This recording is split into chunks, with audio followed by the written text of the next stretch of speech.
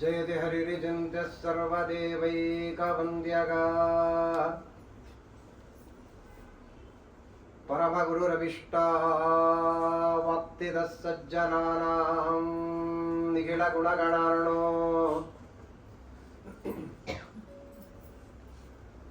नित्यनिर्मुक्तदोषः सरसिजनयनोऽसौ श्रीपतिर्मानदो नः। बुद्धिर्बलं यशोधैर्यं निर्भयत्वं अरोगता अजाड्यं वाक्पटुत्वं च हनुमत्स्मरणात् भवेत्। भवति यदनुभावादेडमूकोऽपि वाग्मी जडमतिरभिजन्तुर्जायते प्राज्ञमौलिः। सकलवचनचेतो देवता भारती सा मम वचसि निधत्तां सन्निधिं मानसे च। मिथ्या सिद्धान्तदुद्ध्वान्त विद्वंसन विचक्षणा जयतीर्थाख्यतरणिर्भासतं नो हृदम्बरे। अर्थिकल्पितकल्पोऽयं प्रत्यर्थिगजकेसरी व्यासतीर्थगुरुर्भूयादस्मदिष्टार्थसिद्धये। भक्तानां मानसां भोजभानवे कामधेनवे नमतां कल्पतरवे जयीन्द्रगुरवे नमः। तपो विद्या विरक्त्यादि सद्गुणौघकरानहं वादिराजगुरून् वन्दे हयग्रीवदयाश्रयान्। प्रणमत्कामधेनुं च भजत्सुरतरूपमं श्रीभवबोधकृत्पाद चिन्तामणिमुपास्महे। पूज्याय राघवेन्द्राय सत्यधर्मरताय च भजतां कल्पवृक्षाय नमतां कामधेनवे। अपारिजातो यख्यातो द्वेषदोषविवर्जनात् इष्टदानात् पारिजातं वन्दे सत्यनिधिं मुदे। दुर्वादिकौरवाकृष्टां गीता पाञ्चालनन्दिनीं योऽपि बलत्समां पातु सत्यध्यानप्रभञ्जनः। सत्याभिघ्नकराब्जोत्थान् पञ्चाशद्वर्षपूजकान् सत्यप्रमोदतीर्थार्यान् नौमिन्यायसुधारतान्।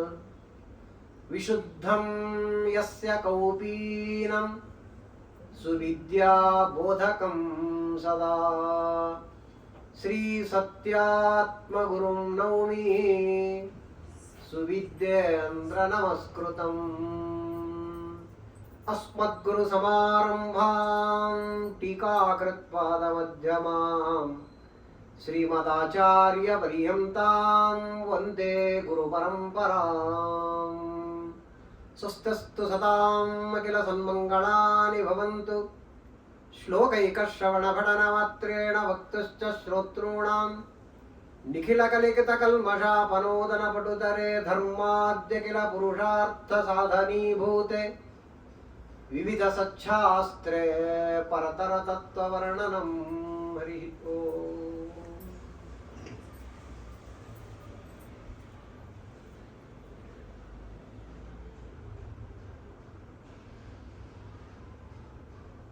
दासवर्यं दयायुक्तं दूरीकृतदुराशिषं हरिकथामृतवक्तारं ಜಗನ್ನಾಥ ಗುರುಂ ಭಜೆ. ಶ್ರೀ ಗುರುಭ್ಯೋ ನಮಃ.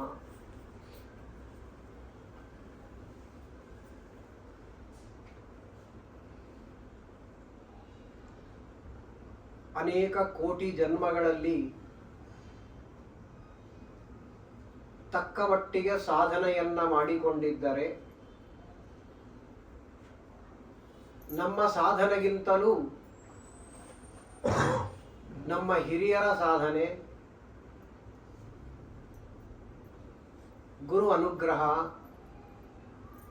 ತತ್ವಾಭಿಮಾನಿ ದೇವತೆಗಳ ಹರಕೆ, ಮುಖ್ಯ ಪ್ರಾಣದೇವರ ಲಕ್ಷ್ಮೀನಾರಾಯಣರ ಕೃಪೆಯಿಂದ ಅಲ್ಪ ಸ್ವಲ್ಪವಾದ ಜ್ಞಾನ ಬರುವುದಕ್ಕೆ ಸಾಧ್ಯತೆ ಇದೆ. ನಹಿ ಜ್ಞಾನೇನ ಸದೃಶಂ ಪವಿತ್ರಮಿಹ ವಿದ್ಯತೆ. ಅರ್ಜುನ, ಜ್ಞಾನಕ್ಕೆ ಸಮಾನವಾದ ವಸ್ತುವೇ ಜಗತ್ತಿನಲ್ಲಿ ಮತ್ತೊಂದು ಇಲ್ಲ. ಯಾವ ವಸ್ತು ಕೂಡ, ಅದು ಕೋಟಿ ಕೋಟಿ ಕೋಟಿ ರೂಪಾಯಿ ಇರಲಿ, ಅದು ಜ್ಞಾನಕ್ಕೆ ಸರಿದೂಗುವುದಿಲ್ಲ. ಅಷ್ಟು ಶ್ರೇಷ್ಠವಾದದ್ದು ಜ್ಞಾನ. ಅಂದ್ರೆ ಯಥಾರ್ಥ ಜ್ಞಾನ ಅಂತ. ಆ ಯಥಾರ್ಥ ಜ್ಞಾನಗಳಲ್ಲಿ ಇದು ಮೈಕ್ ಅನ್ನುವುದು ಒಂದು ಯಥಾರ್ಥ ಜ್ಞಾನ, ಇದು ಪುಸ್ತಕ ಅನ್ನುವುದು ಒಂದು ಯಥಾರ್ಥ ಜ್ಞಾನ. ಇದನ್ನ ಹೇಳ್ತಾ ಇಲ್ಲ ಕೃಷ್ಣ ಪರಮಾತ್ಮ. ಅಲ್ಲಿ ಪರಮಾತ್ಮ ಹೇಳಿರತಕ್ಕಂಥದ್ದು ಯಾವುದು? ವಿಷ್ಣು ಸರ್ವೋತ್ತಮತ್ವ ಜ್ಞಾನ. ಆ ಜ್ಞಾನಕ್ಕೆ ಸಮಾನವಾದದ್ದು ಮತ್ತೊಂದು ಇಲ್ಲ. ಆ ಜ್ಞಾನವನ್ನ ಪಡೆದುಕೊಳ್ಳುವುದಕ್ಕೋಸ್ಕರವಾಗಿಯೇ ನಾವೆಲ್ಲ ಹುಟ್ಟಿ ಬಂದಿರುವುದು. ಮನುಷ್ಯರಾಗಿ ನಾವು ಹುಟ್ಟಿ ಬಂದದ್ದು ಯಾತಕ್ಕೆ ಅಂದ್ರೆ, ಏನೋ ಎಲ್ಲ ಸ್ಕೂಲ್ಗೆ ಹೋಗೋದು, ಕಾಲೇಜ್ಗೆ ಹೋಗೋದು, ಒಂದು ಡಿಗ್ರಿ ತಗೊಳ್ಳೋದು, ನೌಕರಿ ಮಾಡೋದು, ಹಣ ಸಂಪಾದನೆ ಮಾಡೋದು, ಮದುವೆ ಮಾಡ್ಕೊಳ್ಳೋದು, 4 ಮಕ್ಕಳನ್ನ ನಡ್ಕೊಳ್ಳೋದು, ಒಂದು ಮನೆ ಕಟ್ಟೋದು, ಮುಗಿದ ಜೀವನ. ಮನೆಯಲ್ಲಿ ಹಿರಿಯರು ಹಾಗೆ ಮಾತಾಡ್ತಾರಲ್ವಾ, ಇನ್ನೇನಪ್ಪ ಮುಗಿತಲ್ಲಪ್ಪ, ಸೆಟ್ಲ್ ಆಗ್ಬಿಟ್ಟೆ ನೀನು. ಅದನ್ನ ಕತ್ತಿ, ಹಂದಿ, ನಾಯಿ ಮೊದಲಾದ ಪ್ರಾಣಿಗಳು ಮಾಡ್ತವೆ. ಮನುಷ್ಯರಾಗಿಯೂ ನಾವು ಅಷ್ಟನ್ನೇ ಮಾಡಿದರೆ ನಮಗೂ ಪ್ರಾಣಿಗಳಿಗೆ ಏನು ವ್ಯತ್ಯಾಸ? ಹಾಗಾದ್ರೆ ಯಾವುದು ಇತರವಾದ ಪ್ರಾಣಿಗಳಲ್ಲಿ ಇಲ್ಲ, ಅದು ಯಾವುದು ಮನುಷ್ಯ ಯೋನಿಯಲ್ಲಿ ಮಾತ್ರ ಉಂಟು, ಅದನ್ನ ಪಡೆಯುವುದಕ್ಕೆ ನಾವು ಪ್ರಯತ್ನ ಮಾಡಿದರೆ ಮನುಷ್ಯರಾಗಿ ಹುಟ್ಟಿದ್ದಕ್ಕೆ ಸಾಕು. ಇಲ್ಲ ಇದ್ರೆ ನಾವು ಪ್ರಾಣಿಗಳಷ್ಟೇ. ಒಂದು ರೀತಿ ನೋಡಿದ್ರೆ ಪ್ರಾಣಿಗಳೇ ನಮ್ಗಿಂತ ಬೆಟರ್ ಅಲ್ವಾ? ಸ್ಕೂಲಿಗೆ ಹೋಗೋದಿಲ್ಲ, ಅದಕ್ಕೆ ಟೆನ್ಷನ್ ಇಲ್ಲ, ಸಂಬಳ ಮಾಡಬೇಕು, ಆಫೀಸ್ಗೆ ಹೋಗ್ಬೇಕು, ಯಾರ್ಯಾರಿಗೂ ಸಲಾಮ್ ಹೊಡಿಬೇಕು, ಇನ್ನೊಬ್ಬರ ಮುಂದೆ ಕೈ ಚಾಚಬೇಕು, ಯಾವುದು ಇಲ್ವಲ್ಲ ಅವರಿಗೆ. ಅದಕ್ಕೆ ಆರಾಮಾಗಿ ಊಟ ತಿಂಡಿ ಮಾಡ್ತದೆ, ಆರಾಮಾಗಿ ಹೆಣ್ಣಿನ ಸಂಘ ಮಾಡ್ತದೆ, ಆರಾಮಾಗಿ ಅದು ಹಡಿತದೆ, ಅದು ಒಂದು ಗೂಡು ಕಟ್ಕೊಳುತ್ತೆ, ಮನೆ ಕಟ್ಟುತ್ತೆ, ಅದು ಎಂಜಾಯ್ ಮಾಡ್ತಾ ಇದೆ ಲೈಫನ್ನ. ಏನು ಎಂಜಾಯ್ಮೆಂಟ್ ಅಂತ ಇವತ್ತು ನಾವೇನು ಕರಿತಾ ಇದ್ದೇವೆ, ಅದಕ್ಕೆ ಮನುಷ್ಯ ಜನ್ಮ ಬೇಕಾಗಿಲ್ಲ. ಎಂಜಾಯ್ಮೆಂಟ್ ಅಂದ್ರೇನು? ಭೋಗ, ಭೋಗ ಪ್ರಪಂಚ. ಹಾಗಾಗಿ ಬೇರೆ ಎಲ್ಲ ದೇಹಗಳೇನಿವೆ ಅದು ಭೋಗ ದೇಹಗಳು.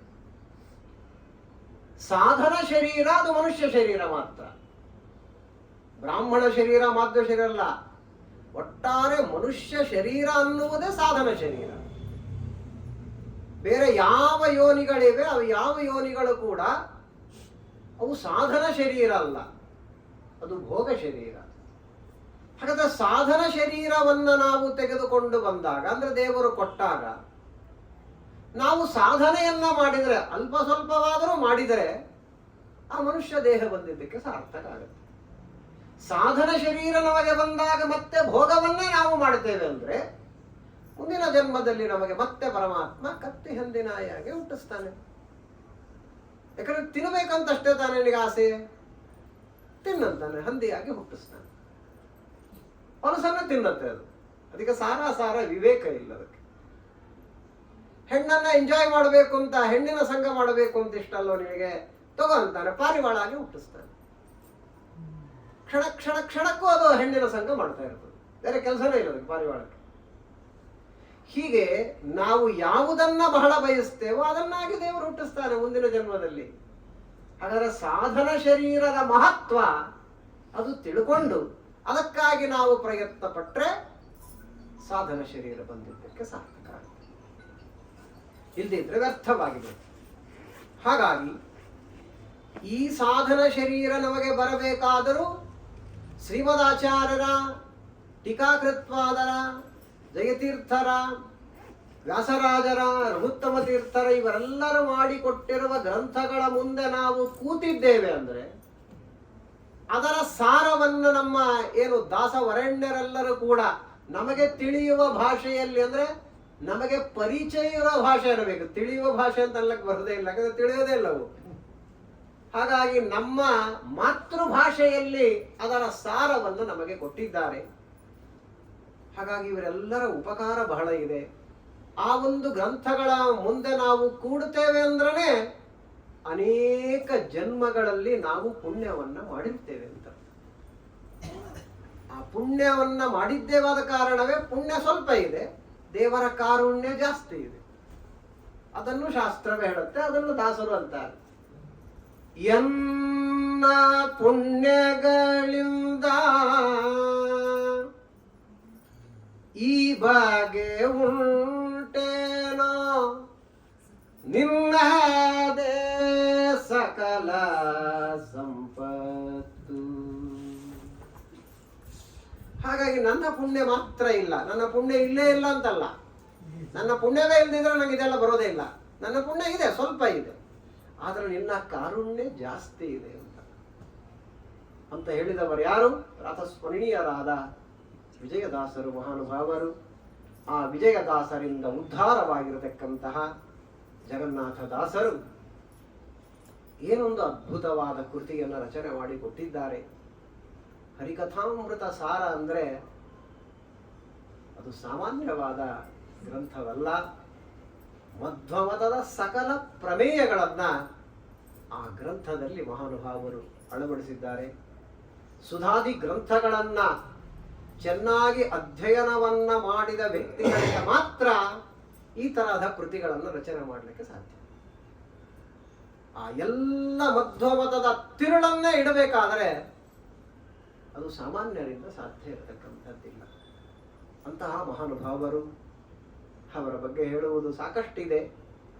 ಆದರೆ 4 ದಿವಸ ಇದೆ ಆದ ಕಾರಣ ಹೆಚ್ಚಿನ ಪ್ರಸ್ತಾವನೆಯನ್ನು ನಾನು ಮಾಡದೆ ನೇರವಾಗಿ ವಿಷಯಕ್ಕೆ ನಾವು ಬಂದು ಬಿಡೋಣ. ಭಾಮಿನಿ ಷಟ್ಪದಿಯಲ್ಲಿ ಈ ಒಂದು ಕೃತಿಯನ್ನು ರಚನೆ ಮಾಡಿದ್ದಾರೆ. 988 ಶ್ಲೋಕಗಳಿವೆ. ಒಂದು ಪಲ್ಲವಿಯನ್ನು ಮಾಡಿರ್ತಕ್ಕಂಥವರಾಗಿದ್ದಾರೆ.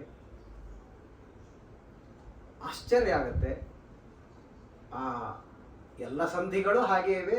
ಒಂದೊಂದು ನುಡಿಗಳು ಕೂಡ ಒಂದೊಂದು ರತ್ನಗಳೇ. ಅದು 4 ದಿವಸದಲ್ಲಿ ಕೇಳುವಂತಹ ಗ್ರಂಥ ಅಲ್ಲವೇ ಅಲ್ಲ. ನಿಮಗೆ ಗೊತ್ತಾಗತ್ತೆ. ಈಗ ನಾನು ಅದರೊಳಗೆ ಇಳಿದೆ ಅಂದ್ರೆ ನಿಮಗೆ ಗೊತ್ತಾಗತ್ತೆ ಅದು ಹೇಗಿದೆ, ಎಷ್ಟು ಗಹನವಾಗಿದೆ, ಎಷ್ಟು ಸುಂದರವಾಗಿದೆ ಅಂತ. ಅದರಲ್ಲಿ ಕರ್ಮ ವಿಮೋಚನ ಸಂಧಿ ಅಂತ ಒಂದು ಸಂಧಿ ಇದೆ. ಅದು ಎಷ್ಟನೇ ಸಂಧಿ ಅವೆಲ್ಲ ಬೇಡ. ಕೆಲವರು 19 ಇದೆ, ಕೆಲವು 21, ಕೆಲವು 22 ಅಂತಿದೆ, ಅದೆಲ್ಲ ಬೇಡ. ಒಟ್ಟಾರೆ ಕರ್ಮ ವಿಮೋಚನ ಸಂಧಿ ಅಂತ ಏನಿದೆ ಅದನ್ನ ಯಾಕೆ ಇಲ್ಲಿ ಆರಿಸಿಕೊಂಡದ್ದಿದೆ ಅಂದ್ರೆ, ಈಗ ನಮ್ಮ ರಘುನಾಥರಾಯರು ಹೇಳಿದರು ಅಧಿಕ ಮಾಸ ಬರ್ತಾ ಇದೆ ಅಂತ. ಯಾವುದೇ ಮಾಸವಾಗಲಿ ನಾವು ವಿಶೇಷವಾದ ಕರ್ಮಗಳನ್ನು ಮಾಡ್ತೇವೆ. ಅಧಿಕ ಮಾಸದಲ್ಲಿ ಕೆಲವು ವಿಶೇಷ ಕರ್ಮಗಳನ್ನು ಮಾಡಬೇಕು ಅಂತ ಹೇಳಿದ್ದಾರೆ. ಈ ಕರ್ಮಗಳೇನಿವೆ ಆ ಕರ್ಮ ಬಂಧಕವೋ ಕರ್ಮ ಮೋಚಕವೋ ಅಂತ ಒಂದು ಪ್ರಶ್ನೆ. ಕರ್ಮ ಜಿಜ್ಞಾಸೆ ಅಂತೀವಲ್ಲ ಹಾಗೆ. ಶಾಸ್ತ್ರ ಹೇಳುತ್ತೆ ಕರ್ಮಗಳೇ ಬಂಧಕ. ತುಂಬಾ ಈ ಕರ್ಮಗಳು ಎಷ್ಟಿವೆ, ಏನ್ ಕತೆ, ಅವು ಹೇಗೆ ಬಂಧಕ ಅನ್ನುವುದನ್ನ ತಿಳಿಸಿ ಆ ಕರ್ಮಗಳ ಪಾಶದಿಂದ ನಾವು ಹೇಗೆ ಹೊರಗೆ ಬರಬೇಕು, ಅದಕ್ಕೆ ಏನು ಉಪಾಯ ಅನ್ನುವುದನ್ನ ಈ ಕರ್ಮ ವಿಮೋಚನ ಸಂಧಿಯಲ್ಲಿ ಜಗನ್ನಾಥದಾಸರು ನಮಗೆ ತಿಳಿಸಿಕೊಡ್ತಾರೆ. ಶ್ರೀಮದ್ ಆನಂದ ತೀರ್ಥ ಭಗವತ್ಪಾದಾಚಾರ್ಯರು ಕೃಷ್ಣಾಮೃತ ಮಹಾರಣವ ಅನ್ನುವ ಗ್ರಂಥದಲ್ಲಿ ಕೆಲವು ಶ್ಲೋಕಗಳನ್ನು ಕೊಡ್ತಾರೆ. ಮುನಿಹಿ ಸುಕರ್ಮಶೀಲೋಪಿ ತಿಷ್ಟನ್ ಏಕದಿನೇ ದಿನೇ ದಶಾವರಾಣಾಂ ದೇಹಾನಾಂ ಕಾರಣಂ ಪ್ರತಿಪದ್ಯತೆ. ವಾಯುಪುರಾಣದ ವಾಕ್ಯ ಇದು. ಆಚಾರ್ಯರು ಹೇಳುವಾಗ ಜೀವಂ ದಶಾದೂರ್ಧ್ವಂ ಪುರುಷೋ ನಿಮಿಷೇಣತು ದಶಾವರಾಣಾಂ ದೇಹಾನಾಂ ಕಾರಣಾನಿ ಕರೋತ್ಯಯಂ. 14 ವರ್ಷದ ಮೇಲ್ಪಟ್ಟ ಗಂಡಾಗಲಿ ಹೆಣ್ಣಾಗಲಿ ಒಂದು ದಿನಕ್ಕೆ ಎಷ್ಟು ಕರ್ಮಗಳನ್ನ ಮಾಡುತ್ತಾನೆ ಅಂದ್ರೆ 10 ಜನ್ಮಕ್ಕೆ ಬೇಕಾದಷ್ಟು ಕರ್ಮವನ್ನು ಮಾಡ್ತಾನೆ. ಇದು ವಾಯುಪುರಾಣದ ವಾಕ್ಯ. ಆಚಾರ್ಯ ಕೊಟ್ಟಿರತಕ್ಕಂಥ ವಾಕ್ಯದಲ್ಲಿ ಹಾಗಿಲ್ಲ. ನಿಮಿಷೇಣತು ಅಂತ ಒಂದು ಪಾಠ ಇದೆ, ನಿಯಮೇನತು ಅಂತ ಒಂದು 2 ಪಾಠಗಳಿವೆ. ಬೇಡ, ಅದನ್ನೇ ತಗೋಣ. ಒಂದು ದಿವಸಕ್ಕೆ ತಗೋಣ. ಒಂದು ದಿವಸಕ್ಕೆ ಎಷ್ಟು ಕರ್ಮ ಮಾಡ್ತೇವೆ ಅಂದ್ರೆ 10 ಜನ್ಮಗಳಿಗೆ ಬೇಕಾಗುವಷ್ಟು ಕರ್ಮ ಮಾಡ್ತೇವೆ. ಬಹಳ ದಿವಸ ಬದುಕಿದ್ದಾನೆ ಅಂದ್ರೆ ಅಷ್ಟು ಇಂಟು 10 ಮಾಡಿಬಿಡ್ರಿ. ಅಷ್ಟು ಜನ್ಮಗಳು ಬರುವಷ್ಟು ಕರ್ಮಗಳನ್ನ ನಾವೇ ಮಾಡಿದ್ದೇವೆ. ಇದು ಒಂದು ಜನ್ಮದ್ದು. ಅನಾದಿ ಕಾಲದಿಂದ ಜೀವರಿದ್ದಾರೆ. ಅನಾದಿ, ಆದಿ ಇಲ್ಲದ್ದು ಅನಾದಿ. That which has no beginning ಅಂತ ಅರ್ಥ. ಹಾಗಾದ್ರೆ ಅನಾದಿ ಕಾಲದಿಂದಲೂ ಕರ್ಮಗಳನ್ನ ಜೀವ ಮಾಡ್ತಾನೆ ಇದ್ದಾನೆ. ಹಾಗಾದ್ರೆ ನಾನೇ ಮಾಡಿದ ಕರ್ಮಗಳು ಎಷ್ಟಿವೆ ಅಂದ್ರೆ ಅದು ಊಹೆ ಮಾಡಲಿಕ್ಕೆ ಸಾಧ್ಯ ಇಲ್ಲ. ಹಿಮಾಲಯ ಪರ್ವತದಷ್ಟು ರಾಶಿ ರಾಶಿ ರಾಶಿ ಕರ್ಮಗಳು ನಮ್ಮದೇ ಬಿದ್ದಿದೆ. ಆ ಎಲ್ಲಾ ಕರ್ಮಗಳನ್ನ ನಾನು ಅನುಭವಿಸಿ ಕೊನೆಗೆ ಎಲ್ಲ ಕರ್ಮಗಳನ್ನ ಕಳ್ಕೊಂಡು ನಾನು ಮುಕ್ತನಾಗ್ತೇನೆ ಅಂದ್ರೆ ಇದು ಸಾಧ್ಯವೇ ಇಲ್ಲ.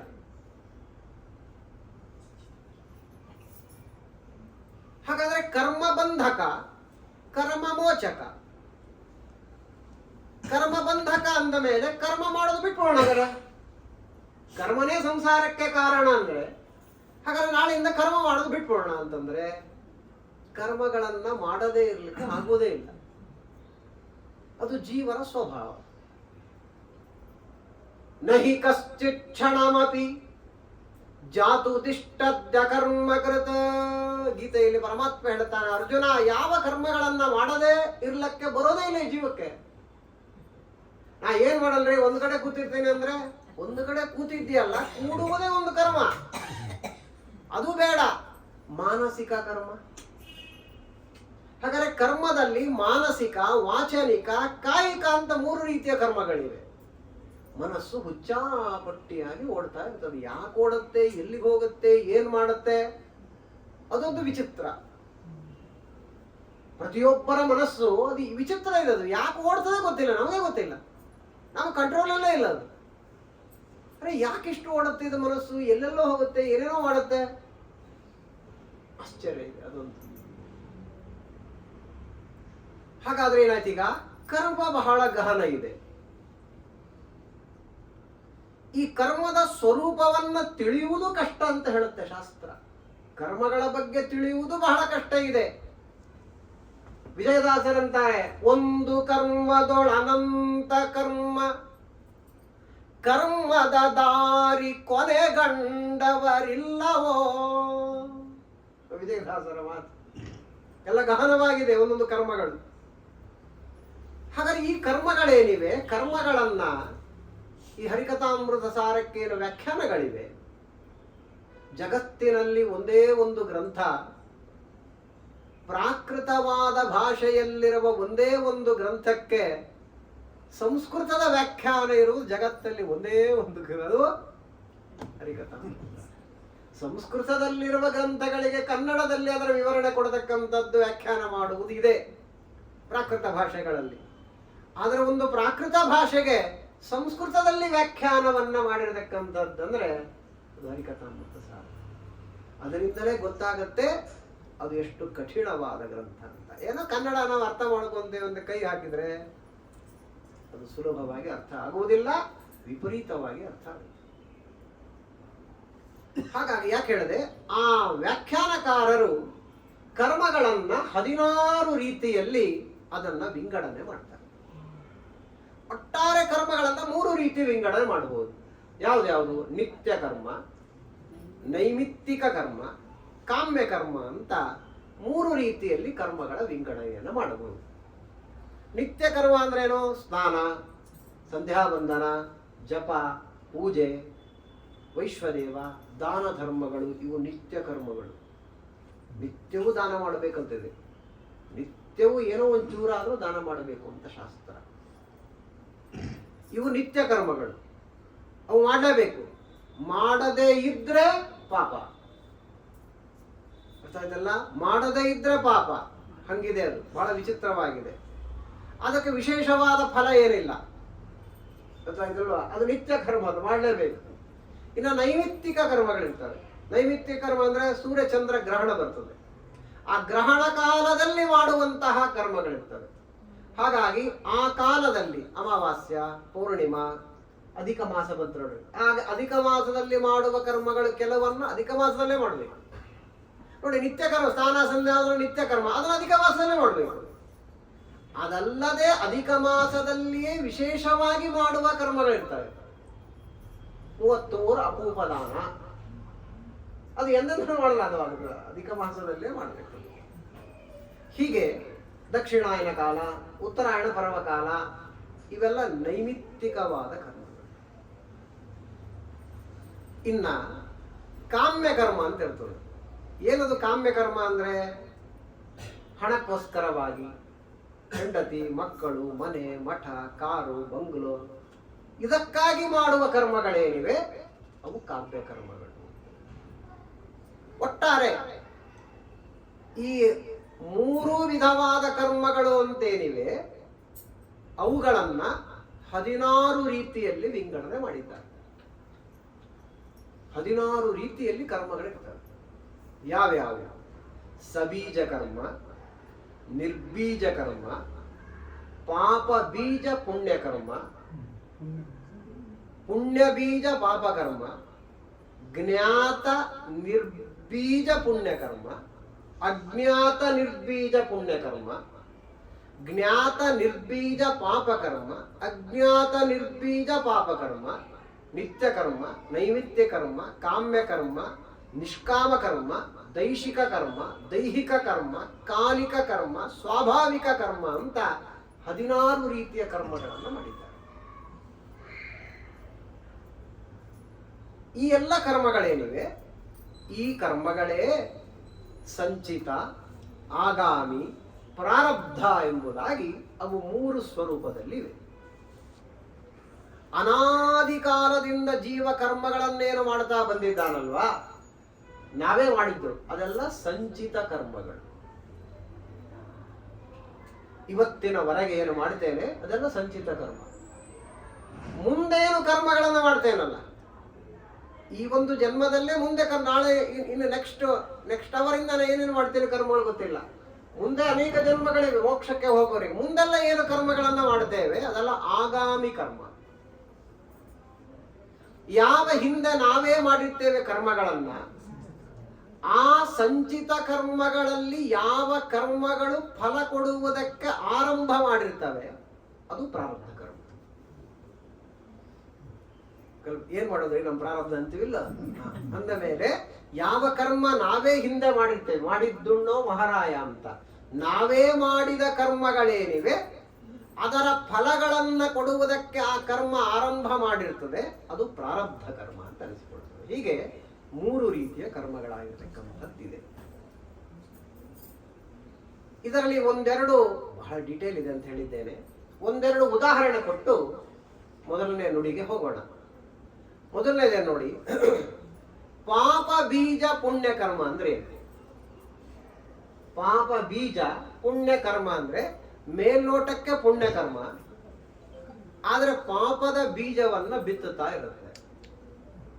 ಮೇಲ್ನೋಟಕ್ಕೆ ಪುಣ್ಯ ಕರ್ಮವೇ, ಆದ್ರೆ ಒಳಗಡೆನೇ ಪಾಪ ಬರ್ತಾ ಇರ್ತದೆ. ಹೇಗೆ ಅಂದ್ರೆ, ಈಗ ನಾನೇ ತಗೊಳ್ಳಿ, ಪ್ರವಚನ ಮಾಡ್ತಾ ಇದ್ದೇನೆ. ನಾ ಪ್ರವಚನ ಮಾಡ್ತಾ ಇದ್ದೇನೆ, ನಾ ಮಹಾಪಂಡಿತ, ಕೂತವರೆಲ್ಲ ಮೂರ್ಖರು ಅಂತ ತಿಳ್ಕೊಂಡು ನಾನು ಗರ್ವದಿಂದ ಮದದಿಂದ ನಾನು ಆ ರೀತಿ ಪ್ರವಚನವನ್ನ ಮಾಡಿದರೆ, ಮಾಡ್ತಾ ಇರುವುದು ಪ್ರವಚನ, ಹೇಳ್ತಾ ಇರುವುದು ಹರಿಕಥಾಮೃತ ಸಾರವೇ, ಭಗವಂತನ ಒಳ್ಳೆ ಕರ್ಮವೇ, ಪುಣ್ಯ ಕರ್ಮವೇ, ಆದ್ರೆ ಒಳಗಡೆ ಪಾಪ ಬರ್ತಾರೆ. ಕರ್ಮ ಆಯ್ತಲ್ವಾ? ಹಾಗಾದ್ರೆ ಮೇಲ್ನೋಟಕ್ಕೆ ಪುಣ್ಯ ಕರ್ಮ, ಒಳಗಡೆನೆ ಪಾಪ ಬರ್ತಾ ಇದೆ. ಈ ತರ ಕರ್ಮಗಳನ್ನು ಸಾಕಷ್ಟು ಮಾಡ್ತೇವೆ. ಅವ್ರು ಮಾಡ್ತಾರಾ? ನಾವು ಮಾಡ್ತೀವಿ. ಅವ್ರು ಒಂದು ಪೆಂಡಲ್ ಹಾಕಿದ್ರ, ನಾವು 2 ಪೆಂಡಲ್ ಹಾಕಿದ್ವಿ. ಹಾಗಾದ್ರೆ ಕಾಂಪಿಟೀಷನ್ನಿಗೆ ನಾವು ಮಾಡ್ತಾ ಇದ್ದೇವೆ. ಹರಿವಾಯು ಗುರುಗಳ ಪ್ರೀತ್ಯರ್ಥವಾಗಿ ನಾವು ಮಾಡಬೇಕು ಅಂತ ನಮ್ಮ ತಲೆಯಲ್ಲಿಲ್ಲ. 10 ಜನ ಬರಬೇಕು. ನನ್ನ ಪ್ರವಚನ ಎಷ್ಟು ಜನ ನೋಡ್ಯಾರೆ? 16,000 ಜನ ನೋಡ್ಯಾರ್ರಿ, 20,000 ಜನ ಅಂದ್ರೆ ನನಗೆ ಯಾವತ್ತಿದ್ರೂ ಕೂಡ ನನಗೆ ಪ್ರಚಾರ ಬೇಕು. ಹಾಗಾಗಿ ನನಗೆ ಪ್ರಚಾರ ಬೇಕು. ಇದೇನ್ ನಾವು ಮಾಡ್ತೇವಲ್ವಾ, ಇದು ಕೂಡ ಏನಾಗುತ್ತೆ, ಒಳಗೆ ಪಾಪದ ಬೀಜವನ್ನ ಬಿತ್ತುತ್ತಾ ಇರ್ತದೆ. ಹಾಗಾದ್ರೆ ಮೇಲ್ನೋಟಕ್ಕೆ ಅದು ಪುಣ್ಯ ಕರ್ಮ, ಅದರ ಒಳಗೆ ಪಾಪ ಬರ್ತಾ ಇದೆ.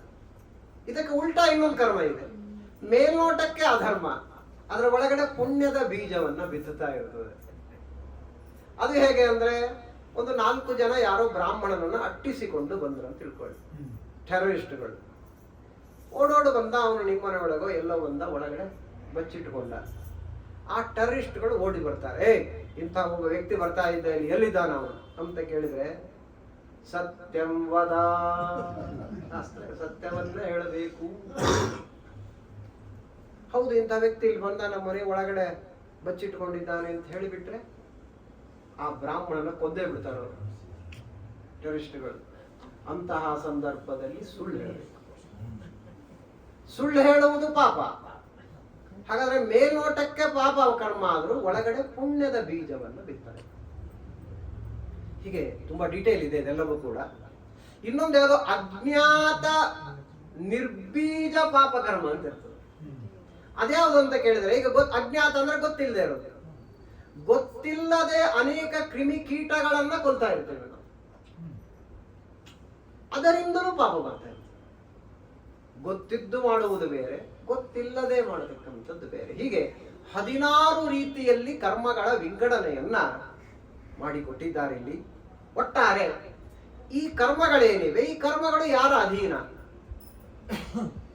ನಾನೇ ಸ್ವತಂತ್ರವಾಗಿ ಕರ್ಮ ಮಾಡ್ತೇನೆ? ತೇನ ವಿನ ತೃಣಮಪಿ ನ ಚಲತಿ ಅಂತ ಇದೆ. ಹಾಗಾದ್ರೆ ಈ ಕರ್ಮಗಳು ಯಾರ ಅಧೀನ? ಈ ಕರ್ಮಗಳು ಹೇಗೆ ನಡೀತವೆ? ಒಂದು ಕರ್ಮವನ್ನು ನಾನು ಮಾಡಬೇಕು, ಈಗ ಹೇಳಿದೆ, ಮಾನಸಿಕವಾದ ಕರ್ಮಗಳು ಬೇರೆ, ದೈಹಿಕವಾದ ಕರ್ಮಗಳನ್ನತಕ್ಕಂಥದ್ದು ಬೇರೆ, ವಾಚನಿಕವಾದ ಕರ್ಮಗಳು ಬೇರೆ. ಈ ಕರ್ಮಗಳನ್ನು ನಾನು ಮಾಡುವಾಗ ಒಳಗಡೆ ನನ್ನಷ್ಟಕ್ಕೆ ನಾನೇ ಮಾಡ್ತೇನೋ? ಒಟ್ಟಾರೆ ಈ ಕರ್ಮಗಳು ಹೇಗೆ ನಡೀತವೆ ನನ್ನಿಂದ? ಅಂದ್ರೆ ದ ವೆರಿ ಆಕ್ಷನ್ ಅಂತ ಏನಂತೀವಿ ನಾವು, ನಮ್ಮಲ್ಲಿ ಆಕ್ಟಿವಿಟಿ ಅನ್ನತಕ್ಕಂಥದ್ದು ಏನಿರ್ತದೆ, ಇದು ಯಾರು ಮಾಡ್ತಾರೆ, ಹೇಗೆ ನಡೀತವೆ? ಉದಾಹರಣೆಗೆ ವಾಚನಿಕವಾದ ಕರ್ಮ. ಈಗ ನಾನು ಶಬ್ದಗಳನ್ನು ಉಪಯೋಗಿಸ್ತಾ ಇದ್ದೇನೆ, ನಾನು ಪ್ರವಚನ ಮಾಡ್ತಾ ಇದ್ದೇನೆ. ಶಬ್ದ ನನ್ನ ಬಾಯಿಂದ ಹೇಗೆ ಹೊರಡುತ್ತೆ, ಅದು ನಿಮ್ಮ ಕಿವಿವರೆಗೆ ಹೇಗೆ ಬರುತ್ತೆ, ಅದನ್ನ ಶಬ್ದಗಳನ್ನ ಹೇಗೆ ಗ್ರಹಣ ಮಾಡುತ್ತೆ ಶ್ರೋತ್ರೇಂದ್ರಿಯ, ಆ ಶಬ್ದಗಳನ್ನು ಅರ್ಥ ಮಾಡಿಕೊಳ್ಳಕ್ಕೆ ಹೇಗೆ ಪ್ರಯತ್ನ ಮಾಡುತ್ತೆ, ಅದಕ್ಕೆ ಹೇಗೆ ನೀವು ತಲೆ ಹಾಕ್ತೀರಾ, ಏನೋ ಮಾಡ್ತೀರಾ, ರೆಸ್ಪಾಂಡ್ ಮಾಡ್ತಾ ಇದ್ದೀರಾ. ಇದೇನು ನಡೀತಾ ಇದೆಯಲ್ಲ, ಈ ಕ್ರಿಯೆ, ಈ ಪ್ರಾಸೆಸ್ ಅಂತ ಏನಂತೀವಿ, ಇದು ಹೇಗೆ ನಡೀತಾ ಇದೆ? ಪಟ ಪಟ ಮಾತಾಡ್ತಿದ್ದೀವಿ, ವ್ಯವಹಾರ ಮಾಡ್ತಾ ಇದ್ದೀವಿ, ಇದು ಹೇಗೆ ನಡೀತಾ ಇದೆ? ಶಬ್ದ ನನ್ನ ಬಾಯಿಂದ ಹೇಗೆ ಬರ್ತದೆ, ಆ ಶಬ್ದದಲ್ಲಿ ಆ ಅರ್ಥ ಅನ್ನುವುದು ಹೇಗಿದೆ, ಅದು ನಾನು ಹೆಂಗೆ ಅದನ್ನು ರಿಸೀವ್ ಮಾಡ್ತಾ ಇದ್ದೇನೆ, ಹೇಗೆ ಅರ್ಥ ಮಾಡ್ಕೊಳ್ತಾ ಇದ್ದೇನೆ. ಸೊ ಇದು ಟೋಟಲಿ ಪ್ರಾಸೆಸ್ ಏನಿದೆ, ಇದಕ್ಕೆ ಎಕ್ಸ್ಪ್ಲನೇಷನ್ ಅನ್ನತಕ್ಕಂಥದ್ದು ಸೈನ್ಸ್ ಅಲ್ಲಿ ಇಲ್ಲ. What makes a mind to think, ಇದು ಬಹಳ ವಿಚಿತ್ರವಾಗಿದೆ. ಒಂದು ಕಡೆ ಕೂತು ವಿಚಾರ ಮಾಡಿ ಹೌದಲ್ಲ, ಇಷ್ಟು ಶಬ್ದಗಳು ಉಪಯೋಗಿಸ್ತಾ ಇದ್ದೀವಿ, ಅದು ಹೇಗೆ ನಮ್ಮ ಕಿವಿ ತನಕ ಬರ್ತದೆ, ಆ ಶಬ್ದ ಹೆಂಗೆ ರಿಸೀವ್ ಮಾಡ್ತದೆ, ಹೇಗೆ ಆ ಶಬ್ದಗಳಿಗೆ ಅರ್ಥ ಮಾಡ್ಕೊಳ್ತೇವೆ ನಾವು, ಅದರಿಂದ ಹೆಂಗೆ ಜ್ಞಾನ ಬರ್ತದೆ, ಇದು ಯಾರು ಮಾಡ್ತಾ ಇದ್ದಾರೆ? ಶಬ್ದ ನಾನು ಸೃಷ್ಟಿ ಮಾಡಿಲ್ಲಲ್ಲ, ಶಬ್ದವನ್ನು ಸೃಷ್ಟಿ ಮಾಡಿದವರು ಯಾರು? ಶಬ್ದ ಜಡ, ಜಡವಾಗಿರತಕ್ಕಂತಹ ವರ್ಣಾತ್ಮಕ ಧ್ವನ್ಯಾತ್ಮಕವಾದ ಶಬ್ದಗಳಲ್ಲಿ ಏನಿದೆ ಅಂತದ್ದು ದೊಡ್ಡ ಸಬ್ಜೆಕ್ಟ್ ಇರಲ್ಲ. ಇದೇ ಸೈನ್ಸ್. ನಾವು ಬರೀ ಕತಿ ಕೇಳಿ 2 ಹಾಡು ಹೇಳಿ ಮನೆಗೆ ಹೋಗ್ಬಿಟ್ಟಿವೆ, ಆದ ಕಾರಣ ನಮಗಿದ್ಯಾವುದು ಗೊತ್ತೇ ಆಗಿಲ್ಲ. ಹಂಗಿಲ್ಲ. ಇಲ್ಲ, ಇದು ಅತ್ಯಂತ ಗಹನವಾಗಿರತಕ್ಕಂತಹ ಪ್ಯೂರ್ ಸೈನ್ಸ್ ಇದು. ಅಂದ ಮೇಲೆ ಈ ಕರ್ಮಗಳನ್ನ ಯಾರು ಮಾಡಿಸ್ತಾ ಇದ್ದಾರೆ? ದೇವತೆಗಳು ಕರ್ಮ ಮಾಡ್ತಾರೆ, ಭಗವಂತ ಕರ್ಮ ಮಾಡ್ತಾನೆ, ಲಕ್ಷ್ಮೀದೇವಿ ಕರ್ಮಗಳನ್ನು ಮಾಡ್ತಾಳೆ, ವಾಯುದೇವರ ಕರ್ಮವನ್ನ ಮಾಡ್ತಾರೆ. ಹಾಗಾದ್ರೆ ಎಲ್ಲಾ ಜೀವರು ಒಂದೇ ರೀತಿ ಕರ್ಮ ಮಾಡ್ತಾರ? ಹೇಗೆ ಮಾಡ್ತಾರೆ? ಜೀವಕೋಟಿಯಲ್ಲೇ ಇಲ್ಲ ಲಕ್ಷ್ಮಿ ಮತ್ತು ನಾರಾಯಣ. ಹಾಗಾದ್ರೆ ಲಕ್ಷ್ಮೀದೇವಿ ಕರ್ಮಗಳಂದ್ರೆ ಪರಮಾತ್ಮನ ಕರ್ಮ ಅಂದ್ರೆ ಅನಾದಿಯಾದ ಈ ಕರ್ಮದ ಬಂಧನದಲ್ಲಿ ನಾವು ಹೇಗೆ ಸಿಕ್ಕೊಂಡಿದ್ದೇವೆ? ಈ ಕರ್ಮದ ಬಂಧನದಿಂದ ನಾವು ಹೊರಗೆ ಹೇಗೆ ಬರಬೇಕು? ಇಷ್ಟೆಲ್ಲ ವಿಚಾರಗಳನ್ನ ಈ ಕರ್ಮ ವಿಮೋಚನ ಸಂಧಿಯಲ್ಲಿ ಜಗನ್ನಾಥದಾಸರು ನಮಗೆ ತಿಳಿಸಿಕೊಡ್ತಾರೆ. ಮೊಟ್ಟ ಮೊದಲಿಗೆ ಏನು ಮಾಡ್ತಾರೆ? ಒಂದು ಜೀವ ಕರ್ಮಗಳನ್ನ ಮಾಡಬೇಕಾದ್ರೆ, ಜೀವ ಕರ್ಮ ಮಾಡಬೇಕಾದ್ರೆ ಅವನಿಗೊಂದು ದೇಹ ಬೇಕು. ದೇಹ ಇಲ್ಲದೆ ಕರ್ಮ ಮಾಡುವುದಿಲ್ಲ ಜೀವ. ಅನಾದಿ ಕಾಲದಿಂದ ಜೀವ ಇದೆ. ಆದರೆ ಕರ್ಮ ಮಾಡಬೇಕಾದ್ರೆ ಜೀವ ಅದು ಮಾನಸಿಕವಾಗಲಿ, ದೈಹಿಕವಾಗಲಿ, ವಾಚನಿಕವಾಗಲಿ ಕರ್ಮವನ್ನ ಮಾಡಬೇಕಾದ್ರೆ ಅವನಿಗೊಂದು ದೇಹ ಬೇಕು. ಸ್ವರೂಪ ದೇಹ ಇದೆ, ಲಿಂಗ ದೇಹ ಅನ್ನುವುದು ಇದೆ ಜೀವನಿಗೆ. ಆದರೆ ಸ್ವರೂಪ ದೇಹದಿಂದ, ಲಿಂಗ ದೇಹದಿಂದ ಕರ್ಮಗಳನ್ನ ಜೀವ ಮಾಡುವುದಿಲ್ಲ.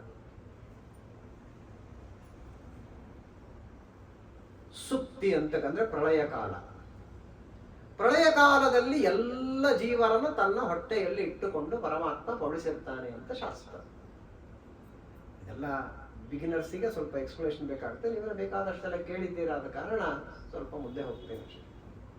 ಹಾಗಾದ್ರೆ ಪ್ರಳಯ ಕಾಲದಲ್ಲಿ ಎಲ್ಲವನ್ನು ತನ್ನ ಹೊಟ್ಟೆಯಲ್ಲಿ ಇಟ್ಟುವುದು ಮಹಾಪ್ರಳಯ, ಸಣ್ಣ ಪುಟ್ಟ ಪ್ರಳಯ ಅಲ್ಲ. ಆವಾಗ ಎಲ್ಲ ಜೀವರು ಗಾಢವಾದ ನಿದ್ರೆಯಲ್ಲಿ ಇರ್ತಾರೆ. ಯಾವ ಕರ್ಮಗಳನ್ನು ಜೀವರು ಮಾಡುವುದಿಲ್ಲ. ಸೃಷ್ಟಿಯನ್ನ ದೇವರು ಮಾಡ್ತಾರೆ. ಸೃಷ್ಟಿ ಮಾಡಿದಾಗಲೇ ದೇವರು ಈ ಸೃಷ್ಟಿಯಲ್ಲಿರುವ ಜೀವರನ್ನ ಸೃಷ್ಟಿ ಮಾಡುವುದಿಲ್ಲ. ಜೀವರು ಅನಾದಿ ಕಾಲದ, ದೇವರು ಯಾವತ್ತಿಂದ ಇದ್ದಾನೋ ಅವತ್ತಿಂದಲೂ ಜೀವರಿದ್ದಾರೆ. ಇದೇ ಮಧ್ವ ಮತದ ವೈಶಿಷ್ಟ್ಯ. ಅಂದ್ರೆ ಸನಾತನ ಧರ್ಮ, ವೈಷ್ಣವ ಧರ್ಮ, ಮಧ್ವಾಚಾರ ಸಿದ್ಧಾಂತ ಅಲ್ಲ, ತಿಳ್ಕೊಳ್ಳಿ. ಮಧ್ವಾಚಾರ ಹೆಸರು ಅದಕ್ಕೆ ಅಟ್ಯಾಚ್ ಆಗಿದೆ ಅಷ್ಟೇ. ಇದು ಮಧ್ವಾಚಾರ ಸಿದ್ಧಾಂತ ಅಲ್ಲ, ಇದು ಅನಾದಿ ಕಾಲದಿಂದ ಇರತಕ್ಕಂಥ ಒಂದೇ ಸಿದ್ಧಾಂತ. ವಾದಿರಾಜ ತೀರ್ಥ ಶ್ರೀಪಾದಂಗಳವರಂತೂ ಪೂರ್ವ ಪೂರ್ವ ಪೂರ್ವ ಪಕ್ಷ ಒಂದೇ ಮಾತಾಡೋದು. ಜಗತ್ತಲ್ಲಿರುವ ಎಲ್ಲ ಫಿಲಾಸಫಿಗಳು ಕೂಡ, ಫಿಲಾಸಫಿ ಅಂತಾನೆ ಅನ್ಬಾರ್ದು ಅವಕ್ಕೆ, ಅವು ಪೂರ್ವ ಪಕ್ಷ. ಸಿದ್ಧಾಂತ ಅಂದ್ರೆ ಫಿಲಾಸಫಿ, ಸಿದ್ಧಾಂತ ಅಂದ್ರೆ ಫಿಲಾಸಫಿ. ಸಿದ್ಧಾಂತ ಫಿಲಾಸಫಿ ಅಂತ ಕರಿಬೇಕಂದ್ರೆ ಅದು ಮಧ್ವ ಮತಕ್ಕೆ ಮಾತ್ರ ಅಂತಾರೆ ಮಹಾನುಭಾವರು. ಅದೇ ಸಿದ್ಧಾಂತ, ಇನ್ಯಾವ ಸಿದ್ಧಾಂತನೇ ಅಲ್ಲ ಅಂತ ಹೇಳಿದ್ದಾರೆ. ಅದು ಬಹಳ ಗಹನವಾಗಿರ್ತಕ್ಕಂಥ ವಿಚಾರ. ಯಾಕೆ ಹೇಳಿದೆ? ಇದು ಮಧ್ವಾಚಾರ ಸಿದ್ಧಾಂತ ಅಲ್ಲ. ಅದು ಸರಿಯಾಗಿ ಬಹಳ ಜನ ತಿಳ್ಕೊಳ್ಬೇಕು. ಮಧ್ವಾಚಾರ್ಯ ಒಂದು ಹೊಸದಾಗಿರತಕ್ಕಂಥ ಫಿಲಾಸಫಿಯನ್ನು ಜಗತ್ತಿಗೆ ಕೊಟ್ಟಿದ್ದಾರೆ ಅಲ್ಲ. ಅನಾದಿ ಕಾಲದಿಂದ ಇರುವುದು ಒಂದೇ ಫಿಲಾಸಫಿ, ಅದೇ ವೈಷ್ಣವ ಸಿದ್ಧಾಂತ, ಅದೇ ಸನಾತನವಾದ ಸಿದ್ಧಾಂತ. ಅದು ತಿರೋಧಾನವಾಗಿತ್ತು, ಬಂದು ಮತ್ತೆ ಅದನ್ನು ಉದ್ಧಾರ ಮಾಡಿದ್ದಾರೆ ಅಷ್ಟೇ ಹೊರತು ಬೇರೆ ಅಲ್ಲ. ಎಕ್ಸಾಂಪಲ್ ಹೇಳ್ಬೇಕಂದ್ರೆ ನಿಮಗೆ, ನ್ಯೂಟನ್ ಕೂತಿದ್ದ ಒಂದು ಮರದ ಕೆಳಗೆ, ಸೇಬ್ ಹಣ್ಣು ಕೆಳಗೆ ಕೂತಿದ್ದ, ಒಂದು ಹಣ್ಣು ಪಟಕ್ಕಂತ ಕೆಳಗೆ ಬಿತ್ತು. ನಾವಾಗಿದ್ರೆ ತಿಂದು ಕೂತು ಬಿಡ್ತಿದ್ವಿ. ಅವನು ತಿಂದ, ಆದರೆ ಇದು ಯಾಕೆ ಬಿತ್ತು ಅಂತ ವಿಚಾರ ಮಾಡಿದ. ಹಣ್ಣು ಯಾಕೆ ಬಿತ್ತು? ಹಣ್ಣು ಕೆಳಗೆ ಬೀಳಬೇಕಾದ್ರೆ ಕೆಳಗಡೆ ಏನೋ ಒಂದು ಆಕರ್ಷಣೆ ಇರಬೇಕಲ್ವಾ? ಹಾಗಾದ್ರೆ ಗುರುತ್ವಾಕರ್ಷಣೆ, ಗ್ರಾವಿಟಿ ಅನ್ನುವುದು ಈ ಭೂಮಿಯಲ್ಲಿ ಇದೆ. ಹಾಗಾದ್ರೆ ಅದರ ಬಗ್ಗೆ ವಿಚಾರ ಮಾಡಿದ, ಅದರ ಬಗ್ಗೆ ಅನೇಕವಾದ ರಿಸರ್ಚ್ ಅನ್ನು ಮಾಡಿದ. ನ್ಯೂಟನ್ ಲಾಸ್ ಆಫ್ ಗ್ರಾವಿಟಿ ಅಂತ ಮಾಡಿದ. ಹಾಗಾದ್ರೆ ಇದೆಲ್ಲ ಮೊದಲು ಇರ್ಲಿಲ್ವಾ? ನ್ಯೂಟನ್ ಬರೋಕ್ಕಿಂತ ಮುಂಚೆ ಗ್ರಾವಿಟಿ ಇರ್ಲಿಲ್ವಾ? ಇತ್ತು. ಇದು ಇದೆ ಅಂತ ಜಗತ್ತಿಗೆ ತೋರಿಸಿದ. ಹಾಗಾಗಿ ಅವನ ಹೆಸರು ಕತ್ಕೊಳ್ತು ಅಷ್ಟೇ.